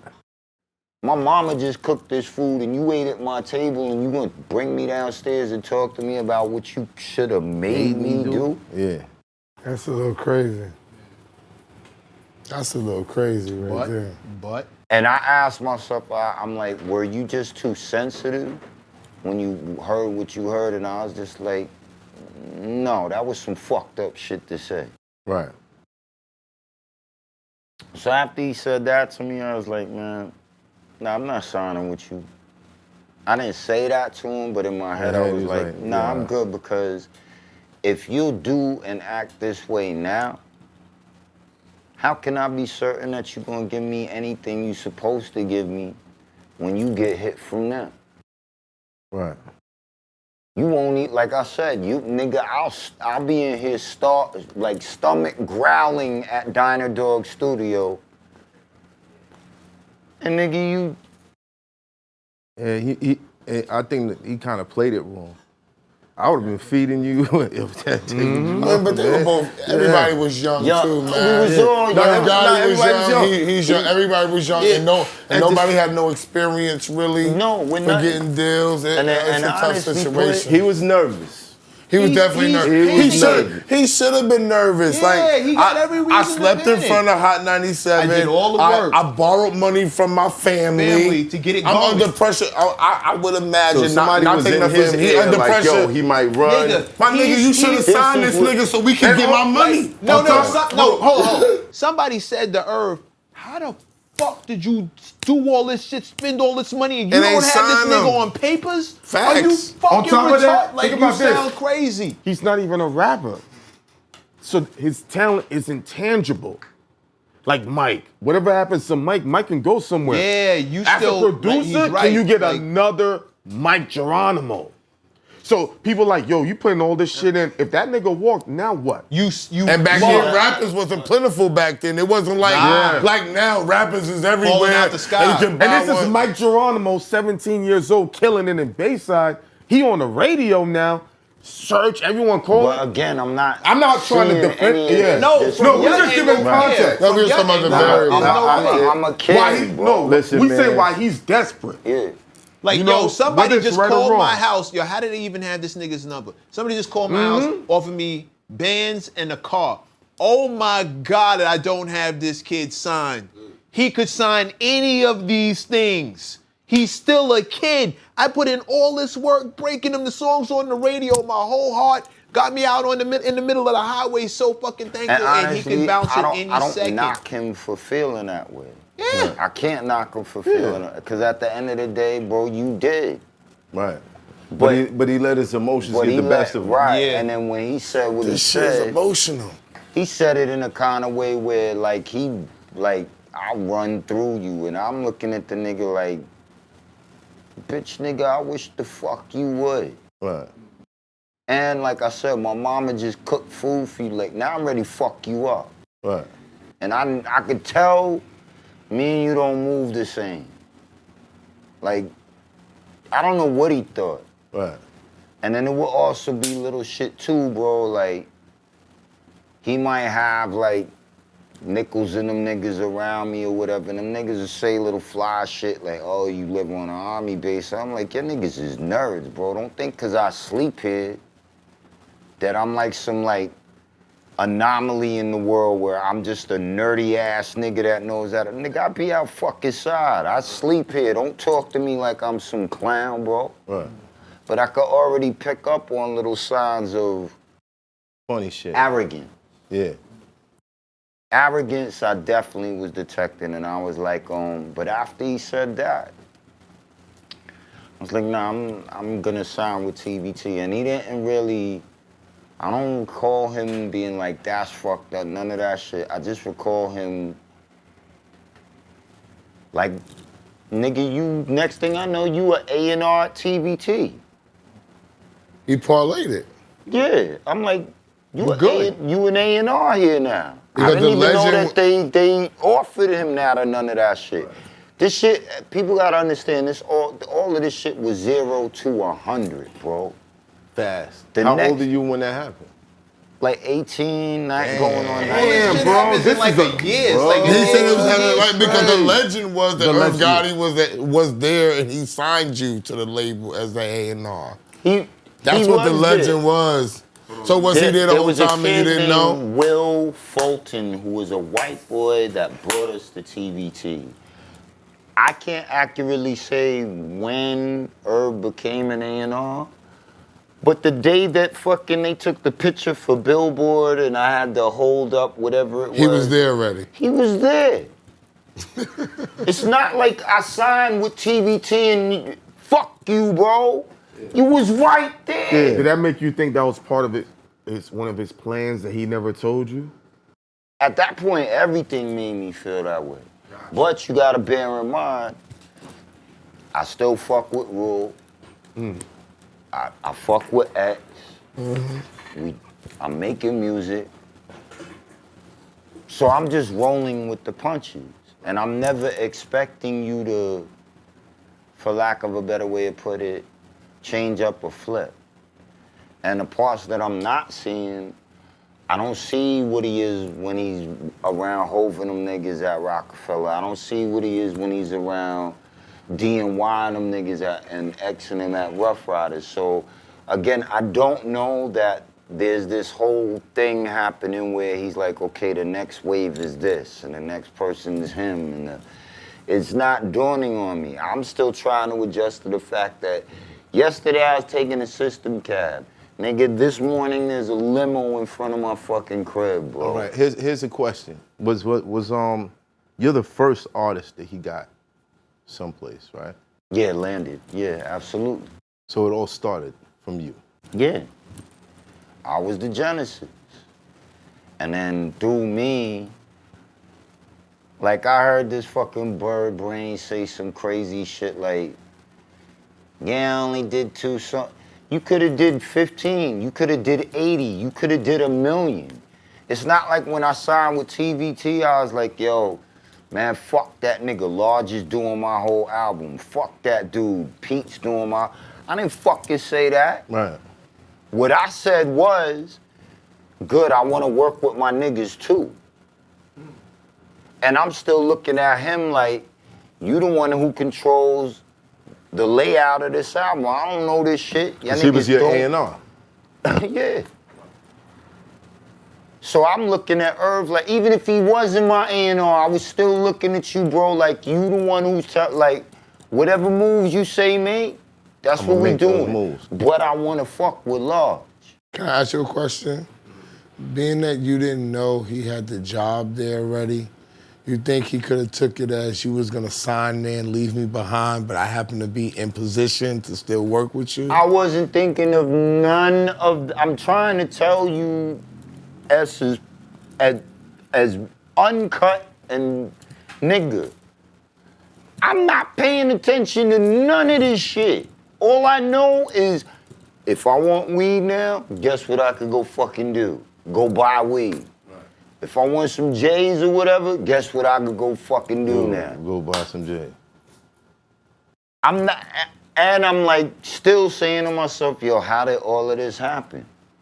I wasn't looking for none of this shit. It's not like I was the nigga who was standing there who was like, yo, I'm gonna be MC Gusto one day and watch the world to see. Nigga, I ain't give a fuck about none of that shit. I was just like, yo, this is what I do for some strange reason. So it was never really your passion. You put energy into it. I put energy into it, but I think it was it. Just like, yo, fuck with me. The culture was the passion, not the business. Exactly. Right. So I'm not looking at it the way he sees it. Yeah, business fucks up a lot of That's creative why Large people, Pro man. wanted him to be the way he was. Yes. Because the culture was the passion, not the business. Irv's passion was the business. Yes. Right. To get him out there, get him seen, let's him get out, paid, let's right. go up. Large wanted to cultivate the music. Yeah. He was like, let the music honestly speak for you. And that's what I was You gotta used build to. a man before you get to the money, and people That's what he was thinking. forget that. We live in a system now where it's everybody keep promoting, just get the money instead of building up the person. Cultivate. If you have Me, a my record nigga, label, I build never them get, up. like I said, I never gave a fuck about And he none of was these young. things other niggas cared about. I didn't care about, yo, now I could get broads. Nigga, I was fucking broads, like in Bayside, chilling wherever I was. Right. I didn't care about, yo, now I could, nigga, I was fresh to death before we got here. Right. I didn't care about, yo, when I get the car, never forget this nigga would be like, nah, Mike, you be wasting your money on like gear and shit. You gotta get the car. When you get the car, bitches fuck with you. Nigga, bitches fuck with me now. Right. I don't have your problem. What do you mean? Yo, why everybody put their head down? But if you gonna call a spade a spade, my nigga, if you gonna call a spade, that wasn't my problem. Right. Uh-oh, Geronimo. I was We having fun, my nigga. I know, right? We having fun. But you gotta understand, nigga, I'm running around with Large at them like 17 years old, 16, in the red zone. Or in fucking, I'm in clubs in the city as a fucking 11th grader, bro. Advanced, like you said. Yeah. Advanced. So all this shit you talking about, I'm like, what? Nigga, that's Fridays for us. And guess what? We'll take a train home and be lit all the way on the train, my nigga. Still getting broads. We used What? to do, yeah, that I'm used on to the be 7 with the blink in the Columbia jacket, like, nigga, we good. Give a fuck about what you talking about.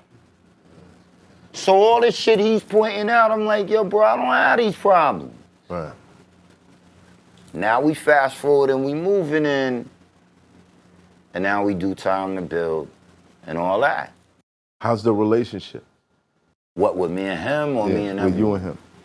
Is it on Let's Make a Classic album, or when you do these records with Large, are you bringing it to him for I think feedback? we were still kind of. I think we were still in a place where we could vibe and talk, and there's jokes, we laugh, we, you know. Right. Yeah, because now he got the MPV, and now it's me, him, Rule, Chris, fucking O, going to go do some, yo, right here, 2nd Ave. Yo, why don't you let us get the land spread? Nah, y'all niggas is dope heads. Y'all niggas is dope heads. I ain't stopping for no weed. But that's now how we all moving. But now he's on Drink Champs. Ty, I'm gonna get to all of this. Okay. My fault. No. I'm laying Talking the about Papa breadcrumbs. Ecstasy and shit. I'm Oh, laying- God, yeah, that's I'm- crazy. I'm laying yo. breadcrumbs. You laying the bread. I'm laying I apologize. breadcrumbs. I'm jumping in. So that once he gets to, I'm laying the breadcrumbs. Got you. We was dope heads for wanting weed. That's what he would call us. And me and Rule would be like, nigga, what do you think? Like the weed police are gonna just single out your vehicle and fucking, and don't let it be where it's me and Flush and Wastelands niggas, cause now that I'm starting to see the tension between niggas I came up with and a set of niggas he be around. Cause now he's coming to Wastelands and he's picking me up, and he'll have like the sup, Mike? Like, you know that face he do, and he'll look at niggas I'm with and be like, yo, come on, nigga, let's go where we going.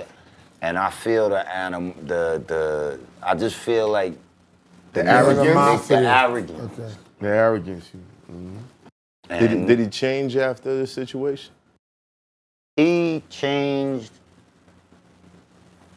when, yeah, I could rightfully say that. Like he started to, cause now it's turning. He'll have like a broad with him in the car, and this is such and such. And, yo, I'm like, okay, you bossing up. I get it. You know, like, I see little things I wasn't really seeing before. Right. But it's not bothering me. Like I'm not, and again, it's not on my radar. I'm just trying to adjust to this new. He's like, more successful now. Right. Got you. and I'm not mad at He's that. successful You got at a that new time. normal. But I'm noticing too how he's treating. Like I think it was Baby J or Bink, one of the two. And he just said something one day where I was kind of like, wow, bro, I wouldn't even know these niggas if it wasn't for you, so how was you talking to these niggas this way? I can't remember exactly what it was, but these was the niggas from his block, not like when he would go get like Nichols or Homo and them niggas or whatever. Like I met Ham, Gan, all them YG niggas I met through this nigga. Now the nigga will come get me and this such and such, and this is such and such, and this is such and such. And I could tell it's a different type of person. Right. It's a more deliberate kind of person or people you'll have me around now. And these niggas wasn't around in the beginning. Was that the influx? Because we all saw the television show, the Supreme Team shit. Was that around the time when Supreme came home and he was fucking with Irv at that time? Now enters that. That's truly where he started changing. Like, I remember it was an instance where, God bless my man Bink. I met Bink through Herb.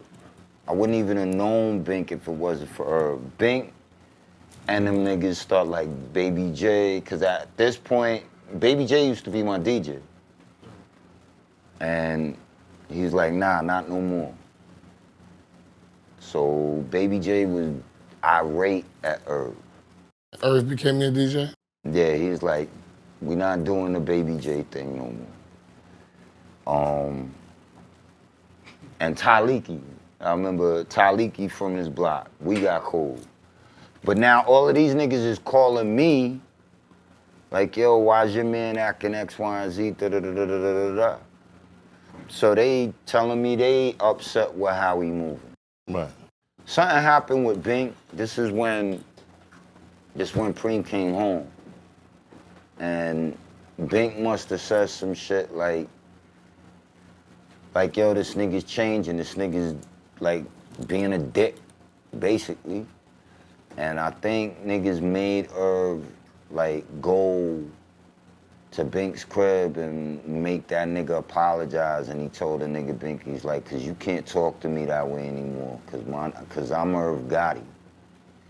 And I think that was like the first time I heard the Irv Gotti shit, and it kinda made me laugh, cause I was like, okay, so what's my code name? Like, we all get a code name now?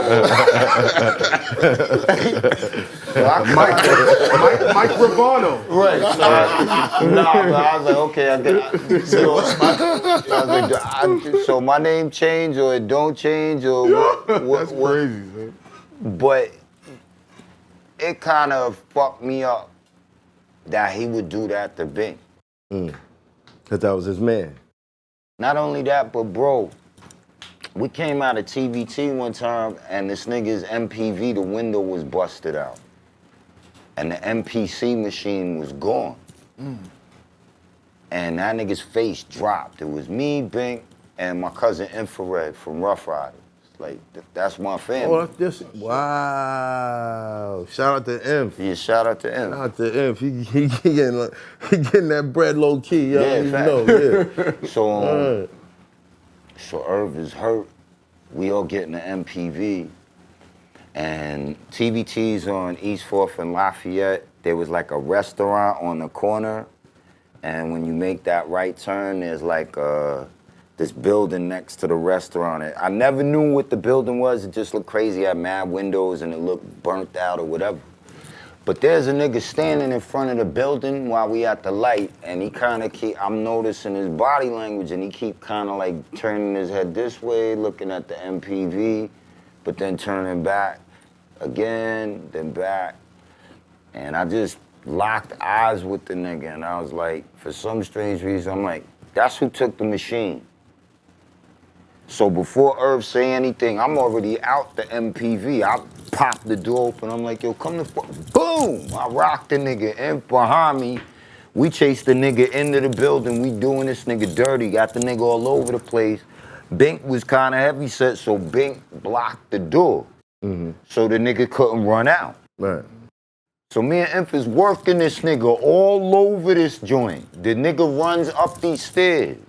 We chase him up the stairs. We like in some weirdo, dark ass hallway. There's mad curtains.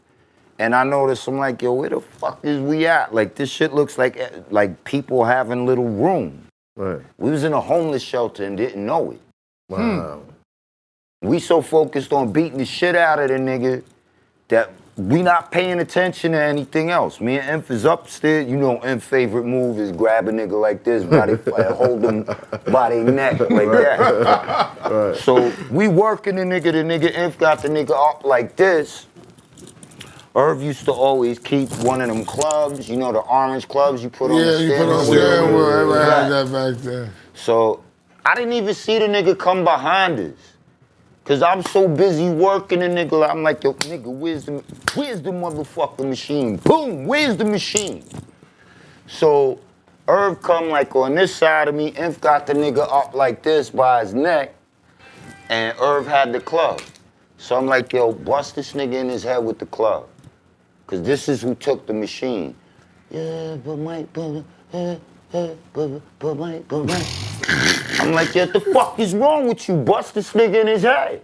So I snatched the club after the nigga Deuce likes him. I was like, you can't be for. I'll start hitting the nigga. It's another nigga that run down the hallway, like muscle niggas. So I could tell, I was like, whoever this nigga is, he upset we in here working this nigga right now. Right. Just as he's coming, I'm like, yo, I apologize about all of this, but this nigga took something from us, man. So now we getting ready to get into it. Imp still got the nigga by his neck in the air. I'm hitting the nigga in the club and talking to the big nigga. Police come running. Everyone get against the fucking wall, up against the fucking wall. Nobody fucking move, nobody fucking move. Mind you, this before body cams, all of that shit. Them niggas could have came up that hallway and tore everybody up. Right. And made whatever story up they wanted to. Right. So now we all like this up against the wall and shit.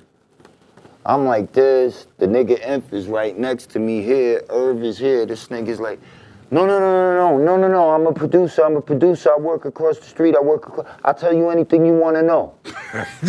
Nah. Stop lying. You better stop it. You better fucking stop it. He just blew a kiss to I'll you. call Imp right now. Is it I on can call God? Imp right now. I'll tell you whatever you The want. I'm a nigga producer. said, I'll tell you whatever you want. anything you wanted. I looked at the nigga like, yo, you can't fucking be for real, That my shit is nigga. hilarious, right? I just out of nowhere on Yo, autopilot. Mike, can I pause you? This nigga don't ever be laughing. Niggas will tell you tell him one of the greatest That stories. was I didn't dope. mean to I'm stop not, the moment. yo, I'm not if saying you you don't joking. believe me, You real right now. get up with infrared, nigga. Woo. So, but when he said that, was he talking about? Come on, you already know what time it is. Yo, bro. Was he talking? My expert opinion. This is why niggas hate us right Like now. his name, his address. Was he? This is why. What was he talking Man, I'm trying to figure it out. They already hate us already. I don't want this to When he be. said I don't want nothing to be. No misconstrued. Whatever you want to know. In hindsight, Yo, Bigga is talking. Hold on. One at a time. One at a Once time. I heard, look, Here come the once I clarity. heard, I'll tell you whatever you want to know. Look, he start laughing again. And these niggas already have me up against the wall. Right. I'm not thinking in what way did you mean it. Okay. I'm only thinking, nigga, there's nothing these niggas could say that is gonna make me turn to you and say, I work across the street, I'ma tell you anything you want. Nigga, when I was locked up at Stearns, them niggas couldn't get me to say shit till my motherfucking parts up, till my father got back. Right. So I'm just looking at this nigga like, you can't fucking be for real. What do you mean you gonna tell him everything you wanna know? I can't rightfully say he would have been like, well, he assaulted him and he is, but nigga, I wouldn't have said nothing. Right. Right. And I'm tight because, nigga, you ain't beat this nigga's ass and he broke into your shit. But you was sure it was him. And sure, if it wasn't him, it wouldn't have been all of that. Right. Period. Period. So from that day with him, I was like, I don't know, bro. Because I know the niggas that I move with, they wouldn't have said nothing like that. Now, mind you, it's still 50-50 in terms of what kind of nigga are you. Right. Did he Then tell I could them? fast forward Yeah, because to other things that happen. But where I this was is the like, question. Did he tell them? Yeah, what happened? Yo, Bigga is ready. Did he I tell need to them know the everything whole that they shit. wanted to know? Did they go off to the How'd side? Hold on. Let him ask these questions. Cause No, he did- don't be getting these questions. Did they go off to the side? Did they speak to him without out of your I'm trying physical to eyesight presence? vaguely, I'm trying to remember, and that part is off. I know we didn't end up getting in trouble that. There we go. Yeah, I know did. that. I know they let us leave. I know we got back in the MP. Oh, So I know Geronimo. that. Right. We didn't get in no trouble. Right. And this was after Irv spoke to him on the side. They took out, you know, the regular procedure with your name, blah, blah. ID. I think, matter of fact, I think somebody from the label actually ended up running around the corner. And then telling. Right. But we got to go home. Right. So in the ride home. After he said, I'll tell you whatever you need to know. Son, I can't even remember if he drove me home that day or if I took one of those grand cards, because at that time they were called a grand cards and you would have to sign a waiver and all that. And all that shit. Yeah. So I can't remember which it Them was. old Lincolns, right? Fact. Old Lincoln. But I do remember feeling like, yo, I just put myself on the line for you. Mm-hmm.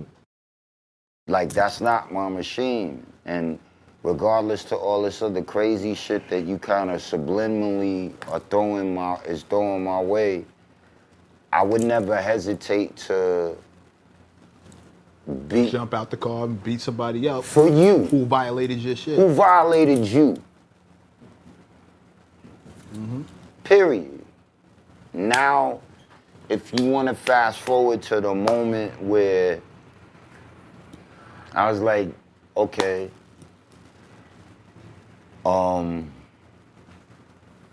we was in Virginia, Uncle Ralph.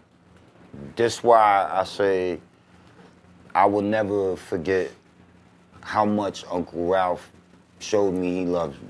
Right. We was doing a show at this shit called the Riverside Cafe or Riverfront Cafe, some shit like that. And I think it was Bad News, Virginia. I think it was Newport News. You shout out to OC. It was me, OC. Mush. I just spoke to Mush two days ago. Tell him so. I need his number. Say less, I got you. Yeah. Matter of fact, I gotta call him back because the other night it was a lot going on. But Word. we went to the same club we was gonna perform at the day before. It was a Friday night. And something happened with Mush. He was by the bar. And mind you, we was all together. We signed at TVT. Even with the conflict between George, my manager, and Irv, George was with me. Irv was with the Cash Money clique. And my cousin Barnes, who fuck with Puff and them niggas, B.O. That's my cousin. Right. He's with me. George is his brother. So even the tension with George, we was all still moving. Again, it's evidence to the fact that if I didn't fuck with you and if my intent was, fuck you nigga, I'm out, it wouldn't have been none of this shit going down. Right. So we all moving as a unit. Flush is with me, my brother, like my regular little squad that's on the road with me. And we go in the club, and I don't know what happened prior. I know I saw the nigga O, and it was these two niggas, like, I could tell he was boxed in. And I just saw the arms moving and the talk, but I can't hear what they saying. So when I walk up to O, the niggas turn around, I'm like, what's up? I didn't mean what's up like, what's up? Yeah. I just was saying, what's up? What's going on? The minute I say what's up, these niggas try to do me dirty, my nigga. They grab my chain, these niggas is yanking my shit. And next thing I know, I'm fighting two people by the bar. Flush is somewhere, I don't know where he is. Irv and these niggas ain't nowhere to be found. And these niggas is trying to do me dirty. So I just remember the niggas trying to yank my chain off, and I was like, yo, don't let these niggas get you on the floor, because if they get you on the floor, you cook. Curtains. It's over. Right, so I wasn't letting niggas put me on the floor. And it's two of them, and these niggas is big, my nigga, like considerably. But fucking, we brawling, whatever. Now Flushing them come flying from like the downstairs area, like towards us. But at that point, when the niggas seen I wasn't getting on the ground, they kind of let up. But they must have one of them must have slid off and called whoever they was with or what have you. Whatever event it was big because it was the first night that I think I met Ghostface and Raekwon and them niggas. Right. So there's a lot of New York niggas at the venue. It was an event, yeah. But we got it in. And now the venue clears out. Everyone's outside in the parking lot shit, but now Flush, his brother Rudy, all my Wasteland niggas is around me now. And you know Flush, the niggas like, yo son, who did it, who did it, who did it? So Flush is like, nigga, fuck that, punch anyone in the face. And he takes a bottle and just throws that shit into the middle of the crowd. So now the whole crowd scatters. And I remember Uncle Ralph was like on this side of me, but about right where Class is sitting. And I'm in mode, nigga. I'm walking around the parking lot like, yo, I'll fuck any of you niggas up out here right now, cause you just tried this and it didn't go down. Right. So I see a couple niggas like this way, they talking and then they start deciding to move towards me. Flush and them still ain't near me though. They running through the crowd trying to find who it was. Uncle Ralph is dead. It's just like 5, 6 niggas, what have you. But I can see the nigga reaching. Uncle Ralph ran up and was like, no, come on. Come this way. And he just starts pulling me. Yeah. And he pulls me towards the door, like back in the venue, but then he goes a step further and gets in front of my back and starts pushing me towards the door. And he's like, go inside, go inside, go inside, go inside. He didn't have to do that. Right. So he shields me, whatever. Them niggas break off. Someone else started letting on. We end up stomping some nigga out like by a car or some shit like a couple feet away. The reason that happens is the niggas was running out the club and the nigga Raekwon did the crazy shit. That nigga did the oops and put his foot like that. The nigga tripped. Once the nigga tripped over his foot, yeah. We like, yo, good looking out, Wu-Tang dude. Boom! We all the land niggas working. And I felt bad. I just laughed. A little penguin joint. I just laughed. Because, yo, but that nigga Raekwon face right after that nigga did the I mean, that nigga's ill. You know what he did? Did you ever find out what that was over? It was just some hate in your blood shit, bro. So the next day, mind you, we still didn't perform yet. Question. Did Irv ever come around after all? Okay, Here we go. I'm bugging. Right. So next day.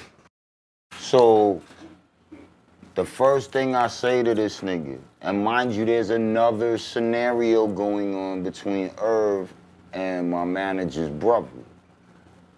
Because I think somebody had said some shit like this nigga Irv was like gonna try some nutty shit like to put money on a nigga or some crazy shit. Okay. I don't even know where it came, but we found out he was talking some crazy shit. Right. So I see Irv and I'm like, yo, why you ain't help me? The nigga hit me with the, man, y'all niggas with the idiot nigga shit, and niggas you be with is idiots. He would always refer to the people I was with as like, yo, that's the idiot squad. And I was like, yeah, but where were you, bro?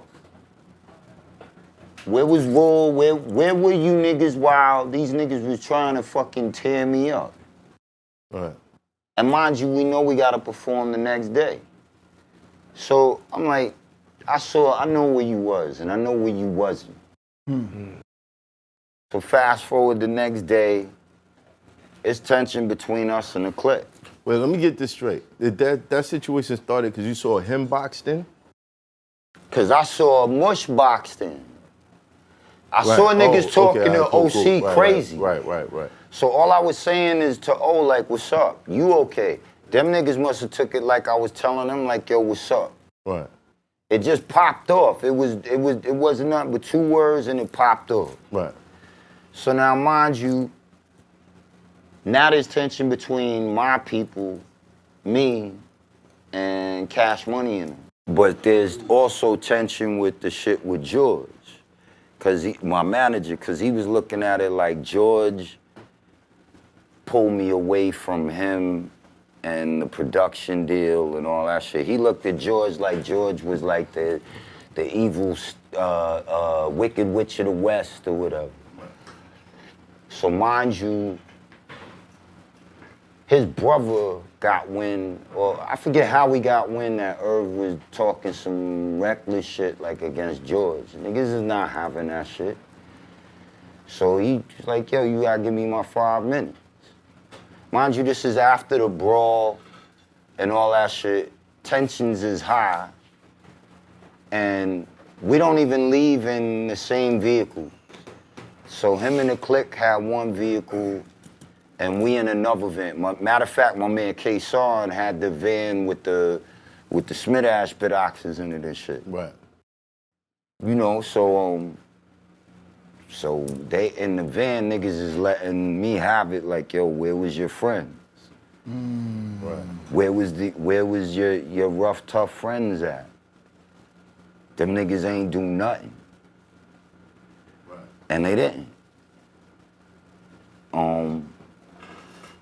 But as that's occurring, all the shit is coming to a head between him and George.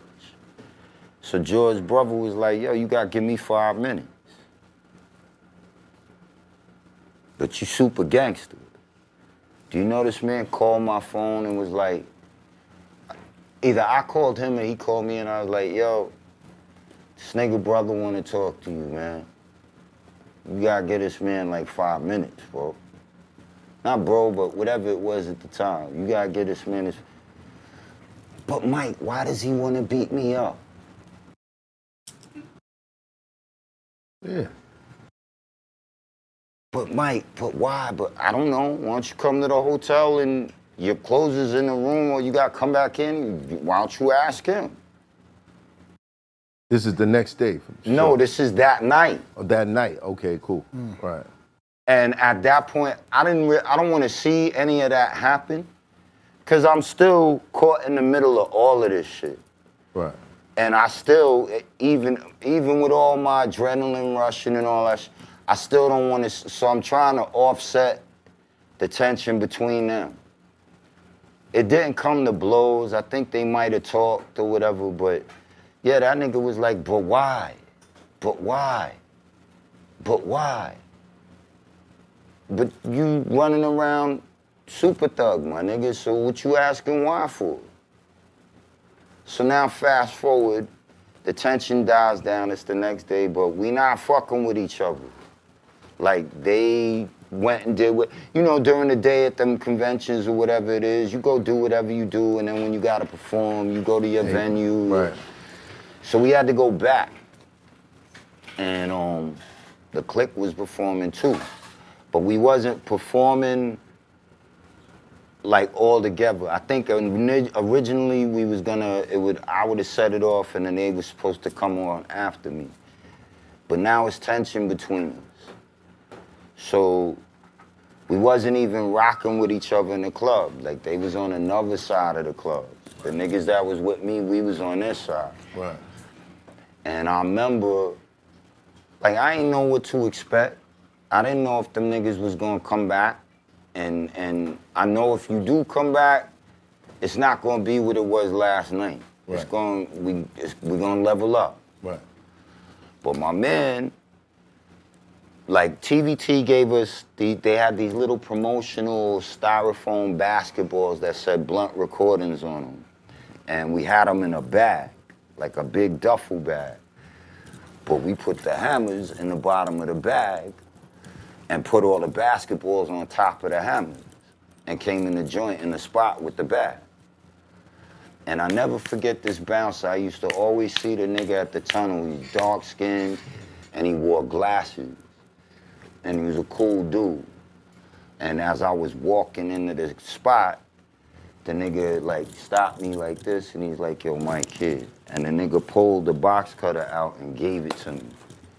And he put it in my hand and he was just like, yo, here. And he was like, yo, like, you do what you, reminded me of my, like, do what you gotta do. Right. And we got you. Damn, this is a hip hop show. Crazy. So now, but we come in the club and we don't know what's up. So the minute we get in the club, it looks like we just throwing a little styrofoam basketballs out. But my nigga K's move is smooth. He throwing the basketballs out, but when he sees one of us, he... Boom. Boom. So now we in the club and we good. We do the show's lit, we all right. You gotta understand, during the whole performance in my head, I'm praying, like, yo, please don't let us get it. That's not really nothing you want. Right, exactly. Like, for real, like, why would you want that? You don't. Right. You know, so I'm performing, but I'm staying focused, and I just want the show to go good, and it's all right. It's cool. The click goes on afterwards. The niggas go into their whole, and Irv was big on West Coast shit. Like, people gotta understand, he wanted Murder Inc. to be, Murder Inc. is pretty much just a carbon copy of Death Row. If you look at it. They tried to merge with Death Row before Suge got locked But that's all down the road. That's like when Big Homie came home and they did the show at It Trafalgar hits so much Square. now when DMX was saying to Ja Rule, you trying to be Tupac. Then you got Irv, you trying to be Suge. Oh, I get the Pac Okay. because that too, like even meeting Pac and all that shit, like he was going out of his way to connect us. Like at that time, I'll be honest, I wasn't a Tupac fan like that. Like I liked Brenda's Got a Baby. That would always come on Video Music Box. I remember that shit would always be on. So I liked that, but I wasn't really into his music. I was Queens, nigga. I want to hear us. Let me hear some Nas. Let me hear the Tribe. Let me hear Pete Rock, CL. Let me hear Pooh Bar and them niggas. Like, that's the shit that I would rock out to. And that's really because that's an extension of Law. Right. So we do the show, the click comes on, and the way Irv structured this show, they was taking all Death Row joints and freestyling on top of them. And then they was playing like Get the Fortune or whatever. And they do the show, and I think that experience was the beginning of the split. The split. Like I knew the split was coming. And we went home, and you know, niggas felt in some type of way because niggas was like, yo, we watched them niggas not do nothing. Like I remember it was some point during the night where I was either talking to Irv or maybe it was Nichols, one of the two. And I said something about like being on point or whatever. I think it was Irv who was like, man, keep that idiot shit over there. And I was like, wow. You pretty much telling me I'm on my own. Right. Cool. So we get home, a couple months go by or whatever. Now Big Homie is home. I don't even remember when we initially met. Big Homie? Cream. Yeah, I know. I said Big Homie. Right. You said you don't remember when y'all met. I'm trying to remember. I remember there was like a game room on like, I want to say God Brewer or something like that. I remember the day I met him, but my dumb ass again, head in the clouds, I'm not putting together that this is like the legendary. Right. I didn't know, you know, I knew Chris You was young when he got locked up. Right, so yeah. I don't know that, I just know what I heard. And it was Chris who I think introduced us. You gotta keep in mind, like Chris one nigga no matter what happens. Like, I know if Chris was there that night, he wouldn't have stood by and not done something, right. But Rule, all them niggas stood, and I don't even think that Rule and Black and them stood by because they was on some fuck you shit. I just think that nigga was telling them, yo, let them niggas be on their idiot shit or whatever. Like, he would really paint us out like we was just knucklehead, barbaric, idiot, asshole niggas that I ran around with. Right. So Holmes is home, now saw Irv Gotti, and the next thing I know, yo, I didn't even know Rule had a deal at Def Jam, none of this shit. I didn't know. Nobody did. I didn't even know that. I didn't know about Holla Holla till it dropped. He started doing it on the Hard Knock Life tour. No, but I was on Hard Knock Life tour, at least the last show, the show they did in Miami. I'm there. If you look at one of the, I think it's Fade to Black or whatever, you see me on stage with He did it the whole, he opened up, then he did it the whole Hard Knock Life tour. The next thing I know, this nigga's not really coming to work at Blunt. And I don't know that you're at Def Jam like that all the time. So I'm not aware of all of this shit. I'm so busy trying to do what I'm doing, and you know, it's long days, long nights. If you're not in the studio, you at a club, you doing what rappers do, bro. Right. So fucking the shit with Rule kind of really took me by surprise. Like I knew X, he was doing shit developing X. I knew with Hov, they was working on their whole, on the Rockefeller thing, and I remember when they had that buggy-eyed Benz and they silk wrapped it with the logo, all that shit. Like all of this shit was still, everything was always a million miles per hour. So now I'm really noticing changing. And at this point now, TVT is, Blunt is like turbulent because there was so many people that worked there and left. Like I remember Cookie Rodriguez was like some radio dude that worked there. I remember people were just coming in and out, in and out. Right.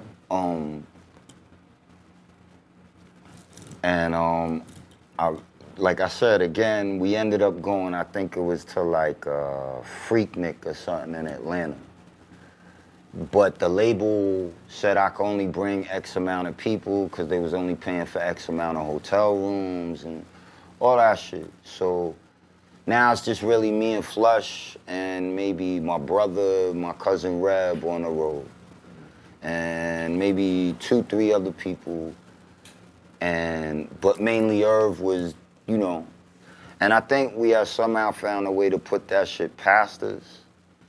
And we saw Tupac at Freaknik. He was in front of a hotel, and the nigga Irv was like, yo, that's Pac, go jump out and give that nigga the CD or whatever. And I was like, I don't know that nigga. I'm not going up to that nigga and saying that. I don't know him. And that nigga, again, nigga said, what? Nigga, go give that nigga the, like on some. And I was like, all right, here we go again with the. Right. But I say, yo, just do it. So I get out the truck, the van, whatever. I see Pac, that nigga's chilling, he's smoking his blunt. Walk up to him, same thing I tell everybody, yo, this my name. And at that time, TVT had these stickers that were red with Mike Geronimo on them. They were like oval shaped stickers. So I give him the CD and the sticker. I'm like, yo, this is my shit. If you like it, bang it. If you don't, bro, you could just, you know, break that shit up. You never hear from me again. And the nigga Pac was mad cool. That nigga just looked at the shit. He's like, Mike Geronimo, huh? I was like, yeah. He's like, all right, I'm gonna listen to it. So, mind you, Irv never gets out, nothing. He just, I guess, watching the interaction. Right. So I come back to the van, he's like, yo, what the nigga said? I was like, nah, he was cool. He ain't diss me, he ain't shoo me away, none of that shit. I was like, he actually took the shit, put it in his pocket. Fast forward, Big Homie is home. We end up going to the tunnel. And I think it was me, Reb, my brother, my man that I just met through Big Homie and shit, through Preem, and BJ. And I want to say it was Madge and Stretch. from Live Squad. Right. And Stretch was cool the minute I met him. Like, same thing like when I met Ham and them niggas. Cool as fuck. So, you know, when you come in the tunnel, there's a bar as soon as you would walk in. Like, you would come in from that side, and there was a long bar, and if you went this way, there was a staircase that went up. You could sit here. There was a bathroom that way, and the stage is that way in front of you. And on this side to the right, there was like a little area with like mirrors and shit, and you would walk through, but it's like a passageway that cuts to the back of the stage. Right. So I think it was me, Stretch, and BJ. We was talking whatever, but Pac was there. I don't know if he came with us or if they called him and we met there, or I can't rightfully say. But I do remember like Pac was with us, and we the weed niggas, we the dope heads. Right. So, you know, I'm not standing around, you know, big homie and them, they talking whatever talk they talking by the bar. So me, Pac, Reb, and my brother Kev, we all walk off and we smoke, you know, we getting ready to roll. So I asked him, I'm like, yo, you want to smoke? I got some weed. He's like, nah, I got weed, you know, but we walking and some nigga bumps the nigga Pac and all the weed falls out the blunt on the floor. And to me, it looked like, you know, a nigga was just walking and he might have just bumped you by accident and no big deal. So he goes in his pocket, he pulls out more weed. I'm like, but I see the bag, like the size of the bag. Back then, you was saying, son, if you had a bag, like a Ziploc about this big. Right. So I was like, oh, this nigga, he got weed. Yeah. Like, he all right. I'm up here offering you, nigga. I got like a couple of dubs from Body Bag over here and shit that I... LP or something. Right, facts. But he got more weed. So he pulled more weed out, and now we made that cut to that area that's like where you could walk and it'll lead you to the back of the stage. And we walking and Pac's rolling up, and same shit. Nigga comes and bumps him. Again? And the weed falls. Same dude? Again. Different dude. Oh. It's the tunnel. Okay. But now I see this shit and I'm like, nah, that wasn't no accident. Like, that was like some disrespectful shit, my niggas. So there was like these mirrors with like a, it was like a platform that came out like this flat so you could put your drink on it or whatever. So I tell the nigga, I'm like, yo, let's stop here. So you can roll your weed roll up. And then when he did that, I told my brother and my cousin, like, yo, go on this side of him. Cause the shit was like shaped like a half moon, a half oval. He's this way with his back rolling. So I was like, yo, go that way. Like, you go in front of him here, you go here, and I'm right here. So you can't bump the nigga now. But I'll never forget the look on his face when the nigga bumped him. The nigga did this look like, yo, I'm tired of this shit. Not that he could, it wasn't a look like I won't get into it. I'm exhausted about getting into it. Yeah. That's exactly the look. I was just talking to him about that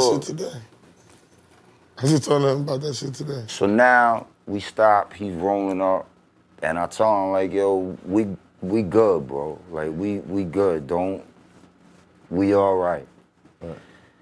And we start moving again. Now we getting ready to go back to where like Stretch and Homie and BJ and them niggas is.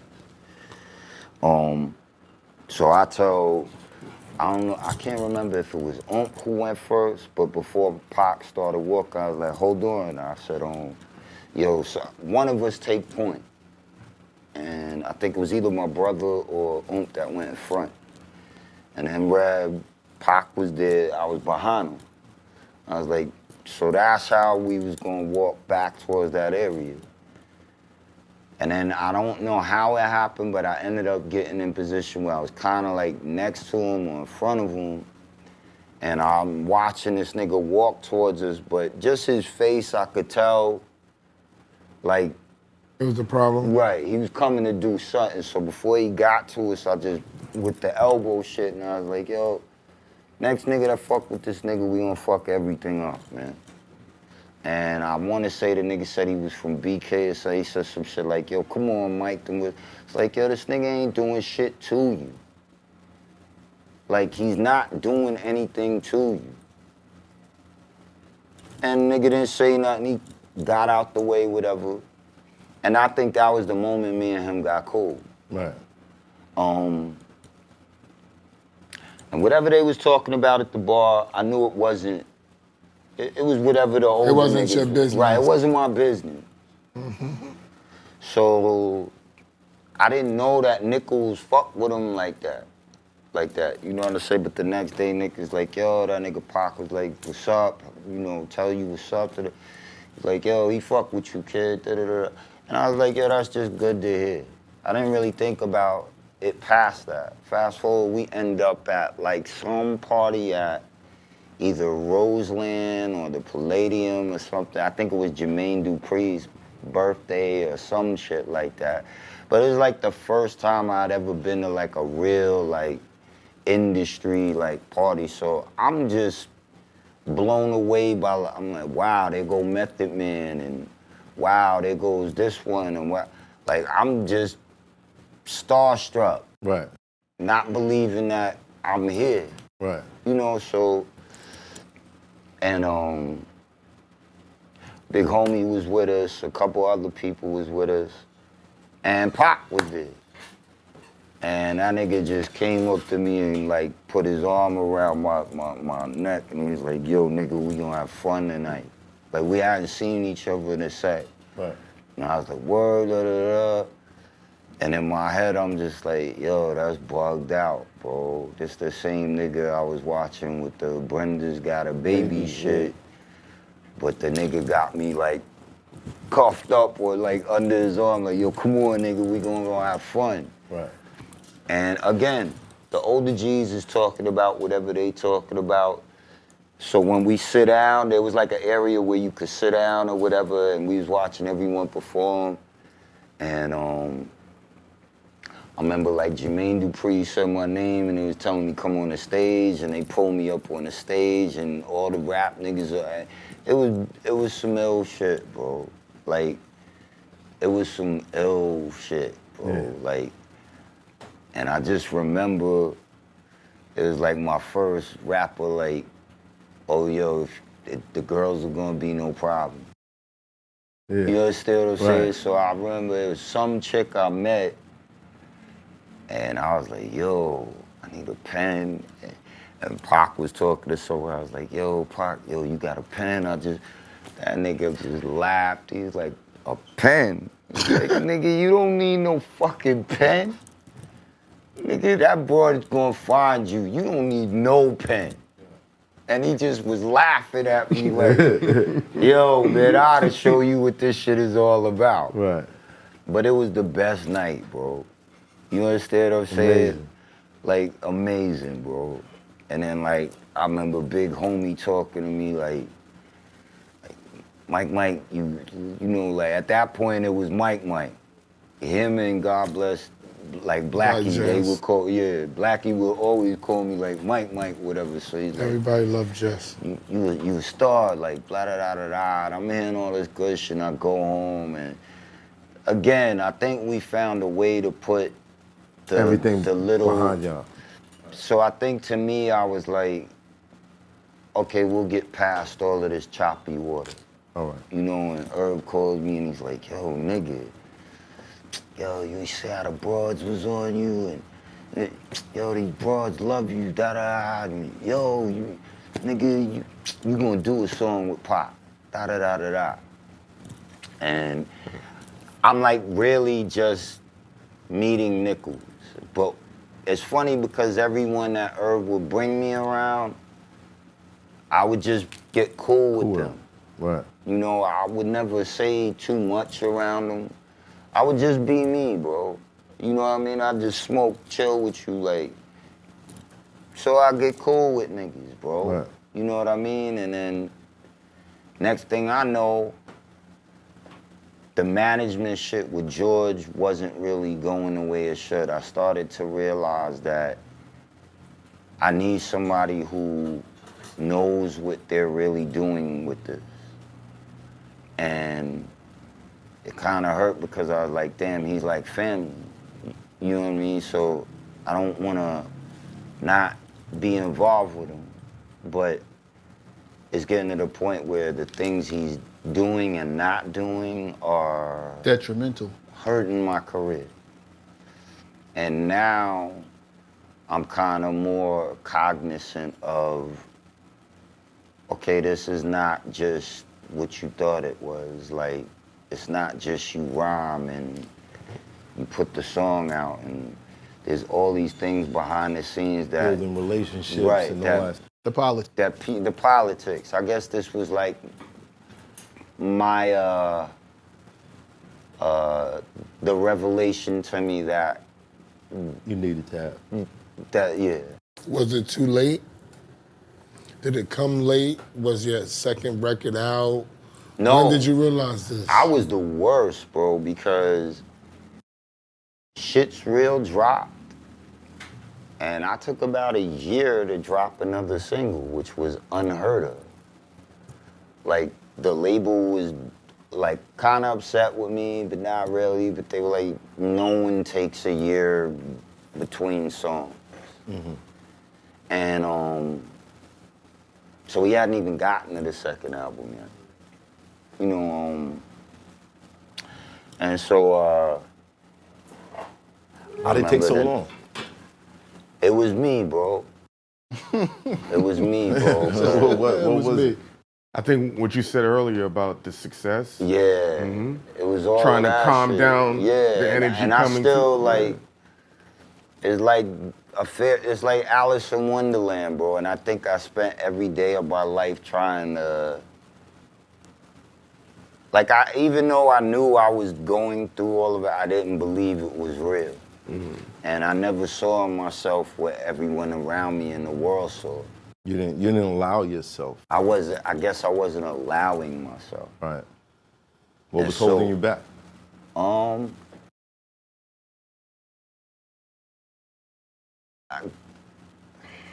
It's weird to say, but it's the only way I could say it. I didn't feel I deserved all of it. I knew you were gonna say that. I knew you were gonna say And that. I don't know where that came from. Actually, I do, to go back to my aunt and my uncle and Survivor's Right. guilt. Right. that, but like my uncle would do shit, like when I was with my aunt who was an alcoholic. Her husband would come in the room when I was a kid and he would just look at me and he would be like, you are one ugly kid. You are one skinny, disgustingly ugly looking kid. You don't have a shot in the world when you grow up. Jesus Christ. And on top of that, my cousin John would like literally physically abuse me, bro.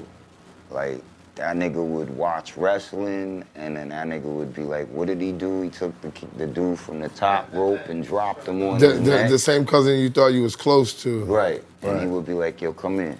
He probably was jealous that 'Cause you was now in his you- house now. Yeah, now you Taken away from him. Right. So The same uncle you wanted to live with, the same aunt you wanted to live with, the same cousin you thought you was But your closest mother to. didn't want you to go with them. Exactly. Yep. She sent you with your other uncle. And what I didn't She knew better. know was that my mom and my aunt had like a real jealousy issue with my mother because my mom's worked at Ebony and my mom's was stunningly beautiful and she was getting ready to make like a shitload of money before the cancer episode. I didn't know any of this. I just would get greeted with all of this shit when I was waking up. And I'd just be like, damn, bro, like, yo, I just lost like 4 people in life. Like, why are you in here? Survivor's remorse. Yeah, so I think that maybe that might have manifested into, well, you're never gonna deserve anything. And you'll never be good enough for anything, and you're always gonna be, my uncle used to call me the Pink Panther. He used to be like, you skinny, you like the Pink Panther, so he would just start calling me Pink. And he would be like, Pink, I'm gonna let John beat your ass again, Pink. Wow. So that's what I was going through. Did you feel like if you started to enjoy the success and got comfortable, it gets snatched away just like Yeah. Yeah, and you're like, And I think that came from wow, you good at this. Nah, it happens though. Yeah, but I think I was in this space where I was like, nothing in life can happen, and if it does happen, it won't last long because something's gonna take it from you. I mean, Bro, let me tell you something. I had to wake up every morning and play positive shit and listen to an hour of people I didn't know saying positive shit just to undo all the negativity. Yeah, it's amazing what you store and it's amazing how that plays so much a part in self-worth. And you don't even realize it. And you don't realize it. Yeah. So I think with the record, the hardest part for me to deal with was the fame. I didn't like it. Right. Like I remember one time I went to the Coliseum to get some sneakers. This was like after Shit's Real was out and all that shit. And I always went to the haircut hut in the Coliseum. My nigga Fahim and them. Exactly. Fahim used to always cut my hair. I just told Lil Peter, I told P2 this shit last night. I remember Fahim would cut my hair and he'd be like, yo, you know, your hair, this before Shit's Real, he's like, yo, you know you got a crown on the top of your head, like your hair spins in a spiral. Spins in a spot. And he's like, yo, anyone that has that is a king. One day you're gonna be a king, Mike. And he will always say that to me. Whenever he would cut my hair, fast forward to the day I go get the sneakers, Shit's Real is out. I stopped to talk to Fi and them. I turned around and the whole fucking Coliseum was on me, bro. And it bugged me out. I couldn't get out of the barbershop. And you gotta understand, like the barbershop, there was no door, it was just an open booth. Space. Yeah. You walk right in. Yeah, you could walk right in. You could go side to side. So I'm like trapped in the barbershop. Yeah. And I'm like terrified, bro. Like I can't even lie, I was scared to death. Right. And I don't think people meant any harm, but it was just too much for me. And I remember like finding them niggas, they like got in front of the... And cleared it out for you. Just enough for me to get... And I took a cab up there, so the nigga Fahim was like... He said he wasn't driving. Yeah, I wasn't driving. You was there for a minute. Yeah, so... oh man. I was like, yo, where's your car at? Where's your cab? I was like, I didn't even call it. Like, he's like, yo, we gonna get you out of here. And then a cab pulled up and he just threw me in the cab. And before he closed the door, he's like, yo, I told you you was gonna be a king. And I went home. Came full That's circle. where that Nas story came from. Yeah, but I like burst into tears when I got my car. I think Irv came to the crib because I called him. I was like, yo, I just got mobbed at the Coliseum. Like my hand was shaking and I just bust out crying on some real shit. And the nigga Irv was like, Mike, yo, it's gonna be all right. He's like, yo, you gotta let this shit out. It's all right, sometimes that's good. It's an emotional Yeah, thing. and I was like, I don't like this shit. Music is emotional. That's why It's I so be like, crazy how the whole someone business. you lean on in a moment like that, back then, it turns into what it is now. Yeah, you know, but it's life, bro. You think he's upset because he feel like he should have had more involvement in your career, or you should have went further? I don't think it's any of that. I think honestly he uses the count of songs he did as like, oh, some real shit. This nigga reminds me of Trump, bro, on some real shit, because he uses that and he'll say, oh, I only produced 2 songs. Okay, nigga, but you produced Single Life, Usual Suspects, and Life and Lesson on the 2nd album. Right. So what happened to the whole, oh, he didn't believe in me, he wanted to go get lost. I didn't do that for the 2nd album.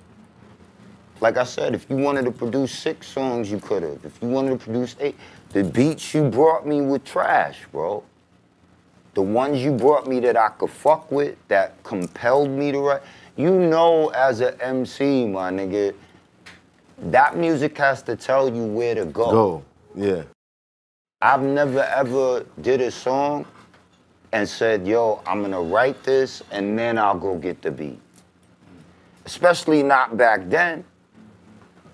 I would hear the beat and the beat would tell me, no, you're supposed to write this to me. Right. So if you giving me shit and it all sounds like wooden soldiers marching, nigga, I'm not rhyming to that bullshit. But even so, like, where does the animosity come from? Just you not picking his beats? I think it was that. I think his true animosity lies in the fact that I think he really just tried to use me for an example of, if you don't do what I want you to do, these are the results, and I'm powerful now, and I can do this because I could just do this. So let me just have my fun with making you the example. And that's pretty much because I could see if we got to a point where he was like, you didn't believe in me, so don't be around me. Nigga, I was at Crack House. Crack Houses 1 and 2. Right. I was on Star Island with niggas when you told me to come out. I was up at the Ing. I was at Def Jam so much people thought that I was signed to fucking Def Jam. This is how I know Mike Kaiser and Kevin Lyles and Julie and Todd Moskowitz. And nigga Leo would be like, Mike Geronimo, I want you to come in my office, and LL has a new album and he's done a song called Father, and I think it's amazing. I want you to sit with me and tell me what you think. Yo, that is awesome. How you do. And I'm bugging out because I'm like, okay, you like the end all be all up here. And at that time, Def Jam was like a nightclub, nigga. Like, you could look down the hallway. Hitmaker said that the other day. Nigga, Nori would be rolling up here. Same exact thing. Method Man and Redman would be performing all in together now. Like, That's just what in the been saying hall. that for Just in the years, hallway. too. Yeah. I told everybody Def Jam, that Def Jam Right. time was Like, special. nigga, all they needed was a fucking disco ball to drop out the sky at Def Jam. Right. It was the most amazing label ever, bro. Ever at that time. It was unbelievable. Ever. You walk through Murder You Inc., walk- you walk into Rockefeller. You walk into And fucking, yeah. you walk into Bloodline. And you that go wasn't downstairs, even the you had fun Chris part. Lighty downstairs Chris, with Foxy Violator, Brown. all of them. And Violator, like, you walk in the building, you just seeing everybody. Nigga, I was just so amazed at how they conducted themselves. That I was black like, people heaven. Like, nigga, this was like the tunnel. Nigga, heaven at the time. He ain't Smoke lying. weed, I told we could All of smoke that, weed. all of that, and what? The security would come, they would be like, yo, leave them alone. They making money, security radio down there. They'd be like, yo, we're leaving. We had sex Or they in give there. you a room. Yo, All we of closed that. the Give you door, a we room. was All fucking of in that. there. Working girls was coming in there. You know what was the best part? When, because you know, there's not Instagram, so they would have a book of whores you could order. Anything, you have photos. See, Another studio They had, had, they had back page. Yeah, They had tickets you could buy. And me, I was just any type of Look, picture you want. See, Blonde hair. I didn't even know that. No, but see, Nigga, but I see, didn't even he's know talking that. about. How did Heineken get to the book? Yo, yo, No, nigga, he's you talking get about to a the time. It was another studio. That I was wanna- that was a bananas time. at Yeah, Def that Jam. was a So time. what was At it 3 like? in the Okay, morning. so moving forward, Murder Inc. starts to pop. What's going on between you guys? The tension is building. It's building, and I could see that TVT, now I'm older, and now I think I'm getting ready to go into starting the second album, and I'm like, TVT doesn't have it together. Like, they don't, and it was worse for me because You gotta understand, I was their first rap artist on their first rap label. Right. So it was a lot of pressure on my shoulders. Like, it was okay if acts 4, 5, and 6 didn't pan out. I can't not pan out. And it's not just about me selling X amount of units. I have to do well so that this label grows. Right. And I think they think that I wasn't aware of that. Mm-hmm. But these are the things that when I would go home and I'm by myself, along with dealing with the friction of the people that I'm around, along with dealing with personal trauma. Personal trauma, which I wasn't even recognizing. Still not processing. Along with dealing with, now shit is completely different. Now, like my mom's, so Michael, you think you could help me with this? Of course, Mom. Or everyone around, anyone who knows me will readily tell you, money never made me happy. Me being able to make the people around me happy made me happy. Right. So I would take the entire wastelands, I mean literally, nigga, I would come to the tunnel with like 50, 60 people. And I would pay for everyone. And I would buy liquor for everyone. If you didn't have, nigga, me and Inf and George could be, and Flush could be here right on 125th. And I think there was a place called the Mart or some shit like that. That was like a 125 Mart. Right, yeah, from the Apollo, and they had like Helly Hansen. It's and all closed that now, shit. yeah. Nigga, if you was with me and you wasn't good, yo, you need a Helly Hansen too? Okay, cool. Put it on the counter. That's what made me happy. That was my joy. My joy was, if I could make everything around me happy, then I'm good. Then you good. Well, and I would never want no one around me. Like, I'm not gonna be around niggas and I'm dripping and niggas is starving. Right. Well, I got a question. What's up? Are you happy now? The most I ever been in my life, bro. I've never in my entire life. And you know what's funny, Matt? I think somebody is, ironically enough, is BJ's brother. BJ has an older brother. And his brother, I think, is like a pastor. He's involved with the church or something like that. And I remember one day he told me, he said, see, Mike, now you experiencing joy. And he's like, people don't understand that happiness and joy are two different things. Happy goes away. Joy never leaves you. And bro, when my first son was born, I think that was the universe way of saying, okay, look, watch this. Right. And when Mikey was born, like, that changed everything. Like, just to see his little arms come up. There's a room they take the babies to let them warm up, to adjust temperature-wise to, they just came out. Right. And it was me and my sister, Tiff. And Mikey's arms was like this. And he was the only baby in the room with his arms straight up. And Tiff looked at me, I looked at her, she's like, of course, only your son would be the one in there like that. Right, that's what's up. So the funny thing about kids is you start to realize everything you want for them is really stuff that you wanted for yourself. That, and you know what they made me realize?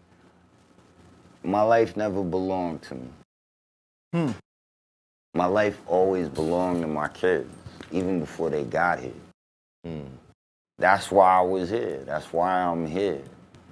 The minute they was born, Mike was born, I was like, okay, now I get it. My life always belonged to him, and it was only for me to get to the day that he hits the earth. I gotta stop on that. So what about the person that appointed you to be that person's parent? Your life didn't belong to them? Because we were all appointed to be that person's parent. I guess to an extent, yeah. Yeah. I can say that when I met my wife. It's funny because when I met my wife, I was in a stage where I was like, I don't want no broads, like, taking me off my square. I had left rap completely. I was like, I'm not fucking with this shit. I'd fuck all that shit. And it was the first time that I got to say to myself, yo, what's up, Mike? I'm Mike, I'm your best friend. You never let me be your best friend. You were so busy running around, worried about everything else that you never let you introduce yourself to yourself and say, I'm your best friend. And my wife was always there, even like when I didn't want her around, when I was I met my wife because I had left Blunt. I'll get to that whole final day. And when I left Blunt, of course, I lost everything. Right. I lived on 82 Pierpont in Brooklyn. Oh, right by the water. Yeah, the one that looks like a castle. Mm-hmm. I know That's where I was living. Wow. Gone. I had a Lexus GS 400, the first of its kind. I was like literally the first person in New York City with that Lexus. I got it from 57th and I think it's 11th Ave. Mm-hmm. And I never forget, and it was Irv again. The nigga goes to the Lexus dealer, I go with him, he's like, Mike, there's a Lex that got like buggy eyes like that Benz. And I was like, no they ain't. They didn't even have it on the showroom, it was in a book. He's like, I think I'm gonna get this shit. And I looked at the shit, I was like, nah bro, I think I'm gonna get this shit. Right, so you got it. And then Irv was like, all right. But again, evidence to the fact, if you wasn't fucking with me, why was you fucking with me? Yeah. You understand what I'm saying? Right. If we wasn't dealing with each other, how am I with you still? Which is evidence to the fact that I think he gets a kick out of just kicking. I think he just got his own shit. But we'll get back to that. But anyway, so I get the Lexus, but when I leave, gone. Right. All the friends, gone. They go first. The chains, the clothes, gone. And it's funny because the day that I left TVT, that was not my intent. I did not wake up saying to myself, I'm gonna walk out of a open budget record deal that allows me to record with the likes of Puff Daddy, The Locks, DMX. Who would want to walk away from that? Right. So I woke up one morning and I went to TVT and somebody there told me, they said, they're gonna cut your per diem today. And I was like, what? And they were like, yeah, they're gonna cut it. And they're gonna stop paying your rent too. And I was like, okay, the only reasons I ended up at Pierpont Street were because one, MTV had been doing a reality series and myself and my girlfriend at the time were looking to move from Wastelands because I couldn't stay there because now some of the same friends that I grew up with was saying shit like, when that nigga goes on tour, we gonna rob his house. Right. Not only that, but everything in this is perception driven. Right. Not only that, but Milky sees this place in Brooklyn and that's what she wants. Right. So we end up there. So the rent there is $5,000 a month. And at that time, $5,000 a month rent. Lot. That's a lot. Ridiculous. Yeah. And they were giving me, I want to say it was anywhere from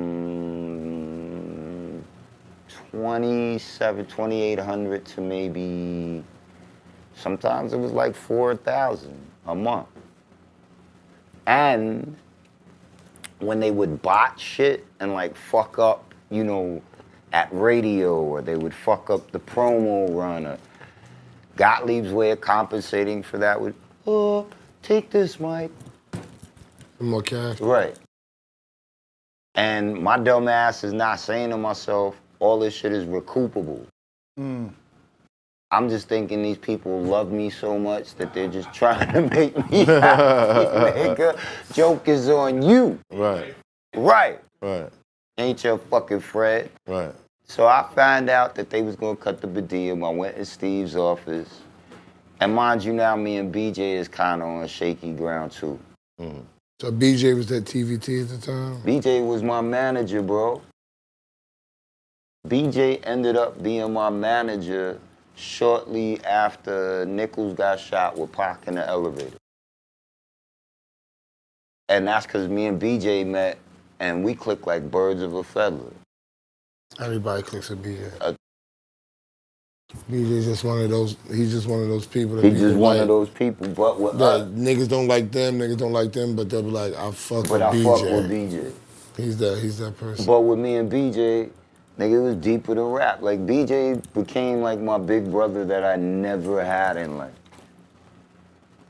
So BJ is teaching me shit like, nigga, some people you feed with a short spoon, some people you feed with a long spoon, some people you don't feed at all. He taught me shit too. He would be like, he's like, you on a different level. Don't ever let me catch you walking to get Chinese food with this nigga.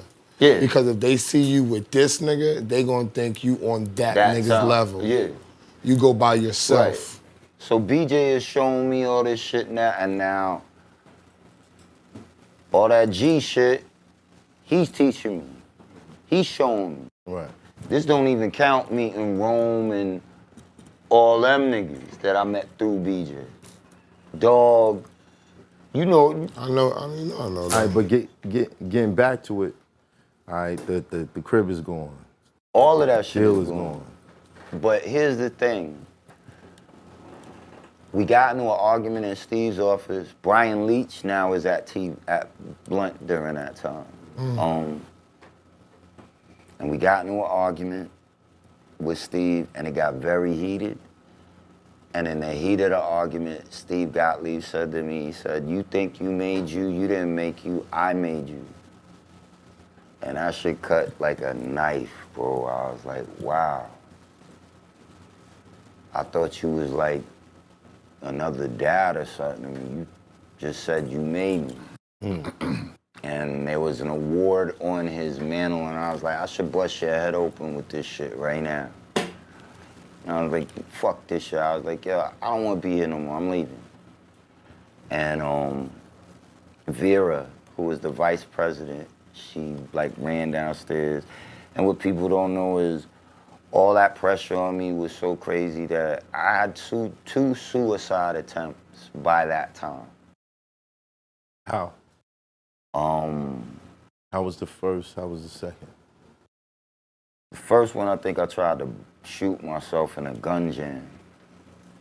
And the second one, I bust my wrist open.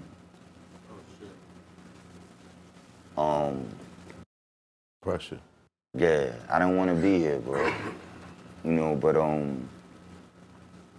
she ran downstairs and she was crying and she was like, Mike, please, honey, we're gonna solve it.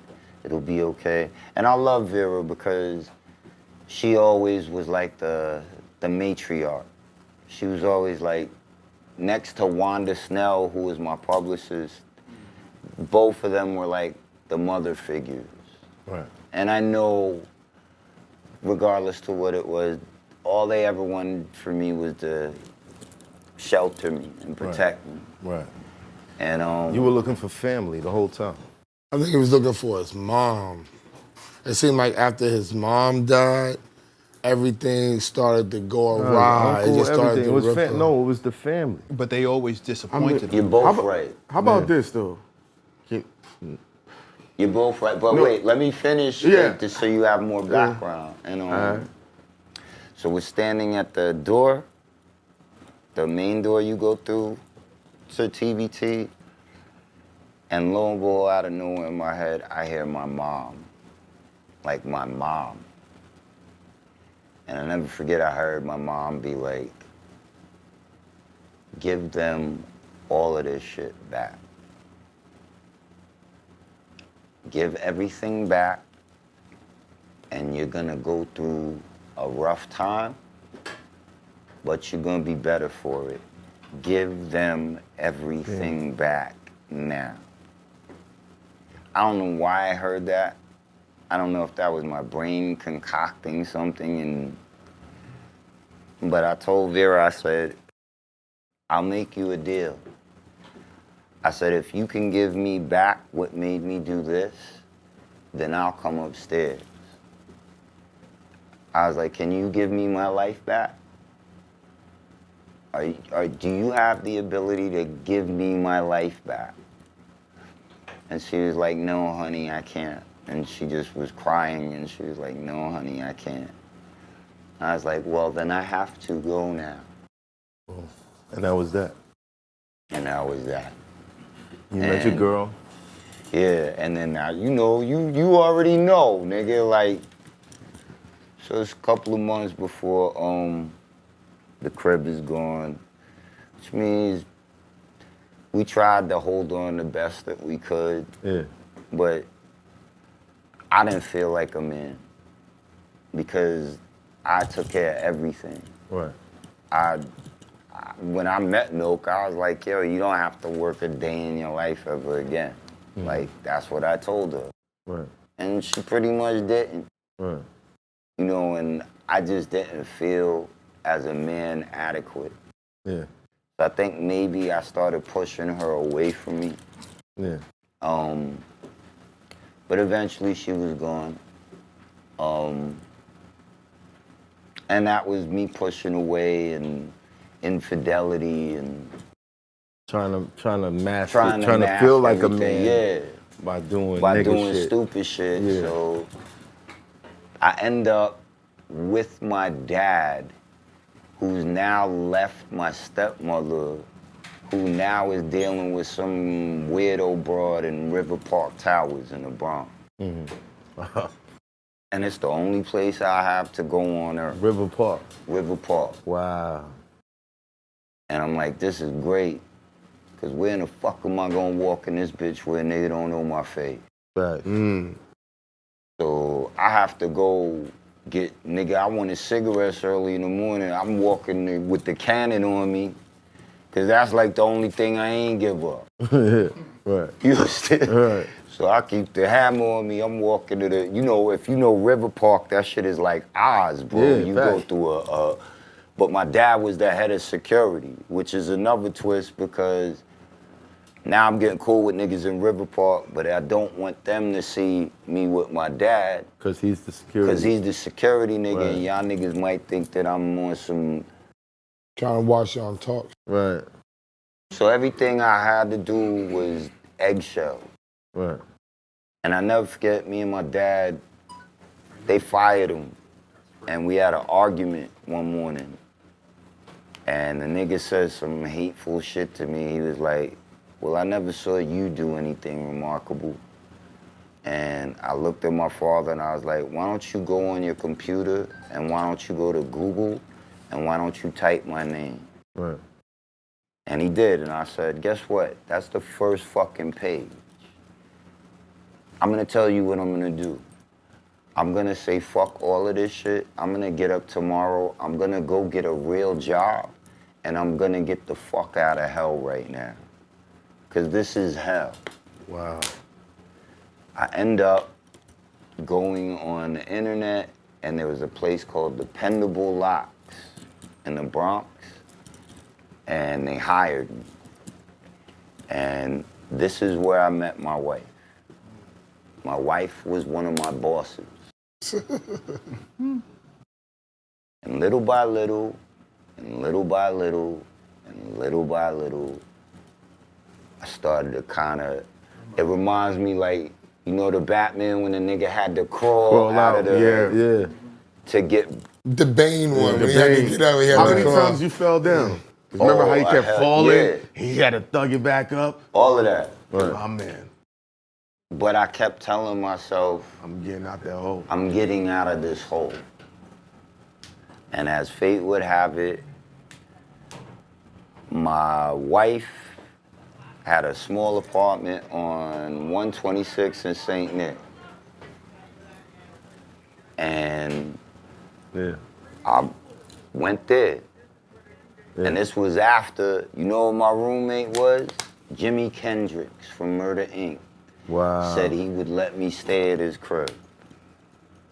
So while I was working at Dependable, I was staying at Jimi Kendrix's house. That's downtown. Yeah. Yeah, Alphabet City. Facts. Yeah. And I was giving him a little bit of bread, and he was going through his own thing too. Yeah. Because this is like the aftermath. Math, yeah.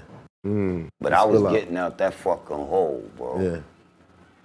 And I met my wife, Shelly, and we got married, and her cousin had a contracting company, and one of their accounts was Apple. And they were in charge of taking the screens out of the Genius bars. So we went to the one on Columbus 61st. Like, why don't you come with me? You're not doing shit. You're smoking weed anyway. You're not doing shit. So I was like, fuck it, I'll come out, whatever.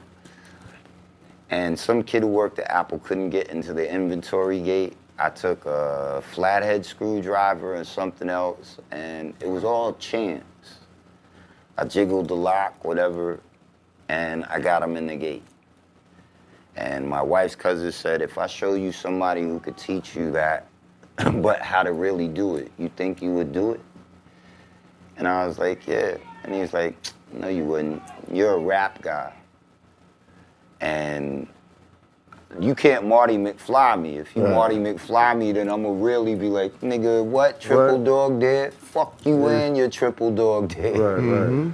He introduced me to a guy named Ossie. For a year and a half, I was an apprentice with Ossie, and I asked him for no money until the day that he turned around, looked at me, and he's like, you don't need me anymore, go start your own business. That was 15 years ago, and my business, Embassy Locksmith, has been up and running for 15 years. Congratulations. How many kids? 3 kids. That's what's up. And now you Mike, get dragged back Maddie, into and all Morgan. this rap shit. Minding your business. Come on, we was just enjoying the happy I ending. just my can't nigga. believe, We like, just enjoying. it's still a happy, but like, Pause. That was minding your crazy. business, That was crazy. running a business successfully for 15 years, And then, family man. lo and behold, there's this show, Drink Champs. And I think Eno had been asking me for about, at that point, it was like, shit, like, this was like the 11th billionth time I was like, look, fucking rap, nigga. Yeah. Like, now I could, run around like, nigga, what the fuck do you mean? Yeah. You know how much money I can make on just one of my clients, bro? Yeah. I've come home with like, I keep it 1,000, my nigga. I've seen more money running a small business than I ever saw in hip hop. I didn't own anything in hip hop. Right. Everything was recoupable. So fuck the clothes and the jewelry and I didn't own shit. I didn't own my house. I didn't own my car. Nigga, I'd do one job and get a check for $15,000. And I did it with these 2 hands. Amazing. So now when I'm seeing like Flush and other niggas I know, Flush thought I lost my motherfucking mind when I started a locksmith company. That nigga was like, yo, you have bugged the fuck out all the way now. Like, what do you mean? Right. And he really didn't even believe I had a locksmith company until one night he was in my truck with me and he hears me turn on my business voice and I'm like, oh, Mrs. Pendleton, I apologize. I'll be right there. No, it's okay. I can remedy the situation for you ASAP. It's fine. I'm not gonna charge you a service charge. It's all, And Flush is like looking at me like, nigga, who the fuck is in my man's body talking like that? And that nigga's like, yo, you really owe the company? I was like, yeah, nigga, you see this? This is a receipt book. You see this? This is called Square. I take your credit card and do this to it. Bye-bye. Congratulations. You're happy, Word. man. God bless you. Congratulations.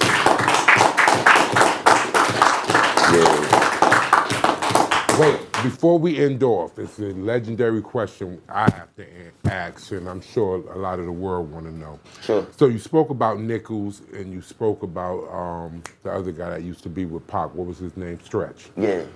The world want to know, because I watch the internet, I look, and it's confusing. Did Stretch set Pac up? See that part, I'm asking you your not opinion. ducking it. This is opinion.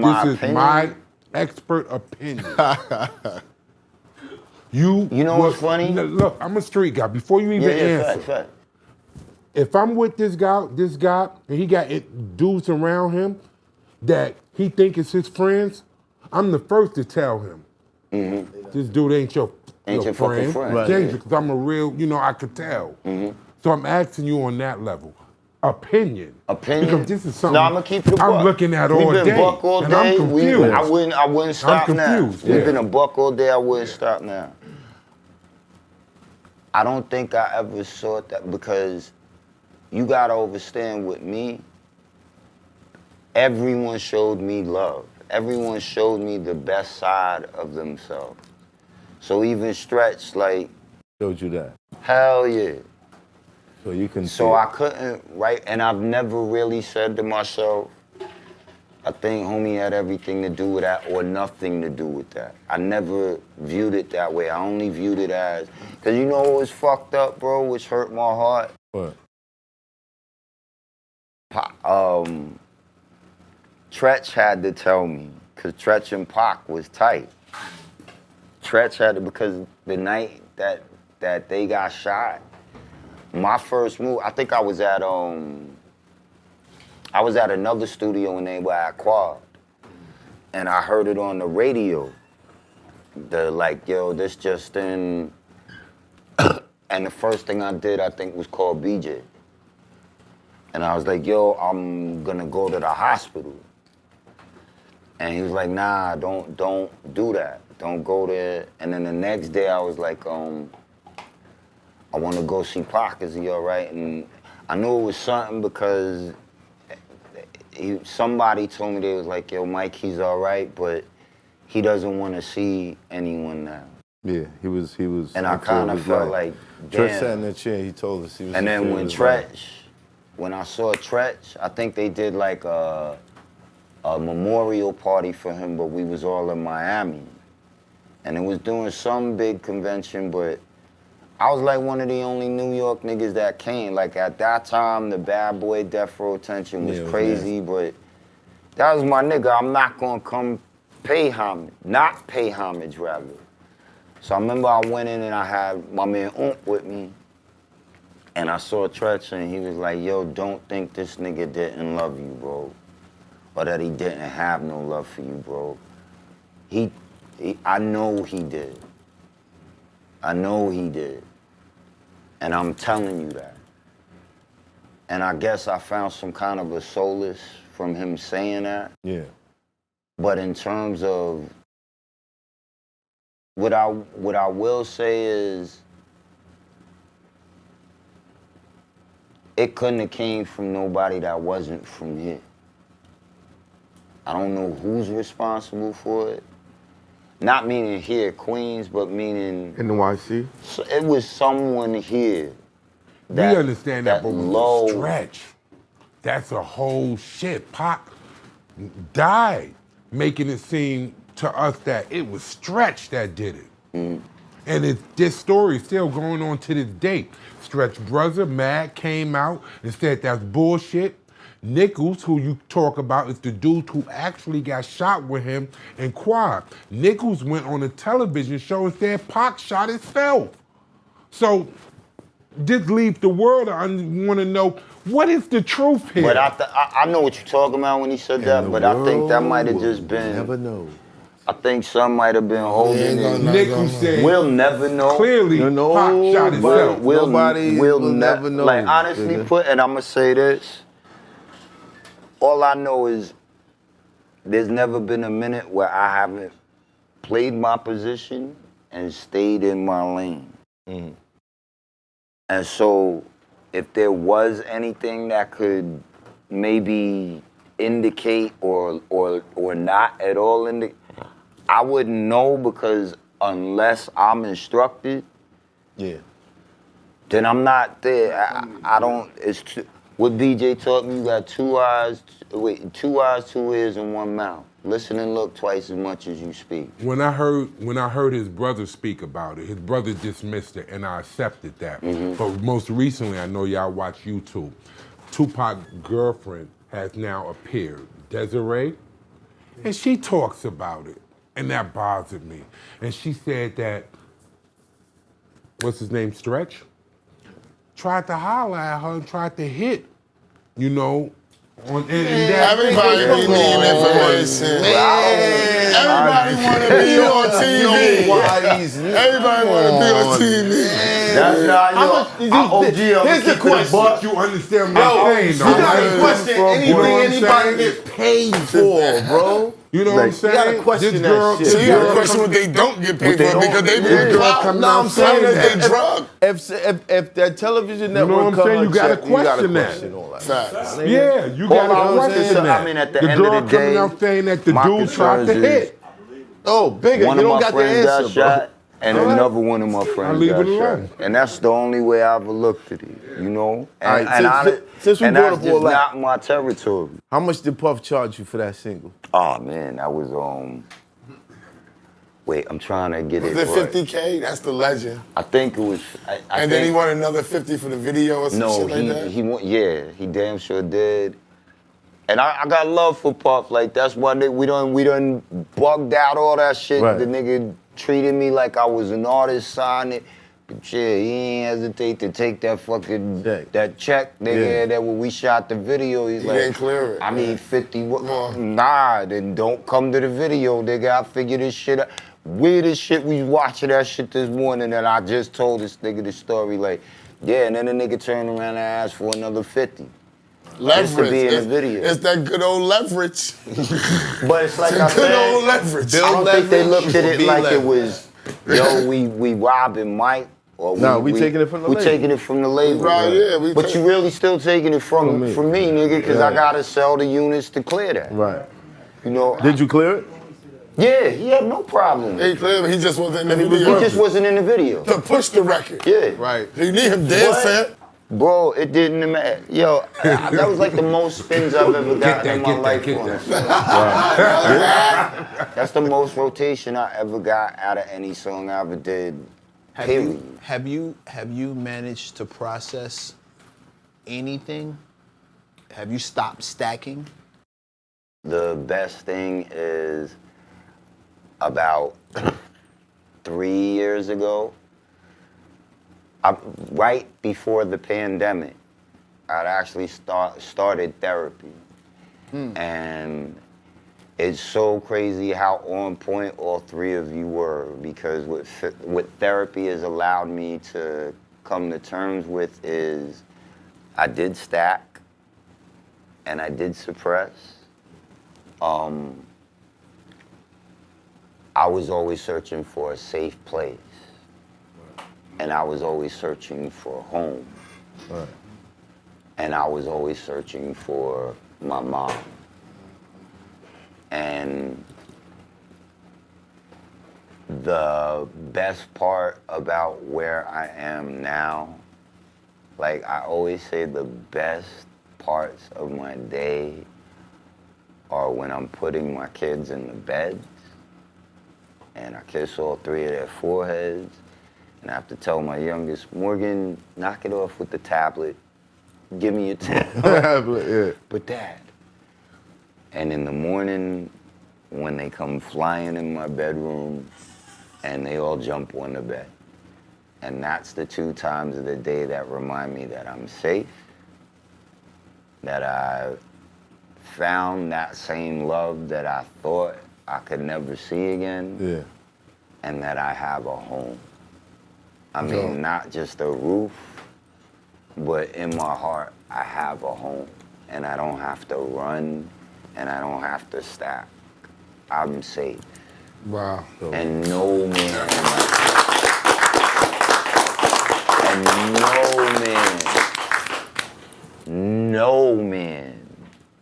no man can take that from me. Awesome. Dope. No man can take what God gives you. Awesome. Mike. It's hot for trapper turn smack rapper.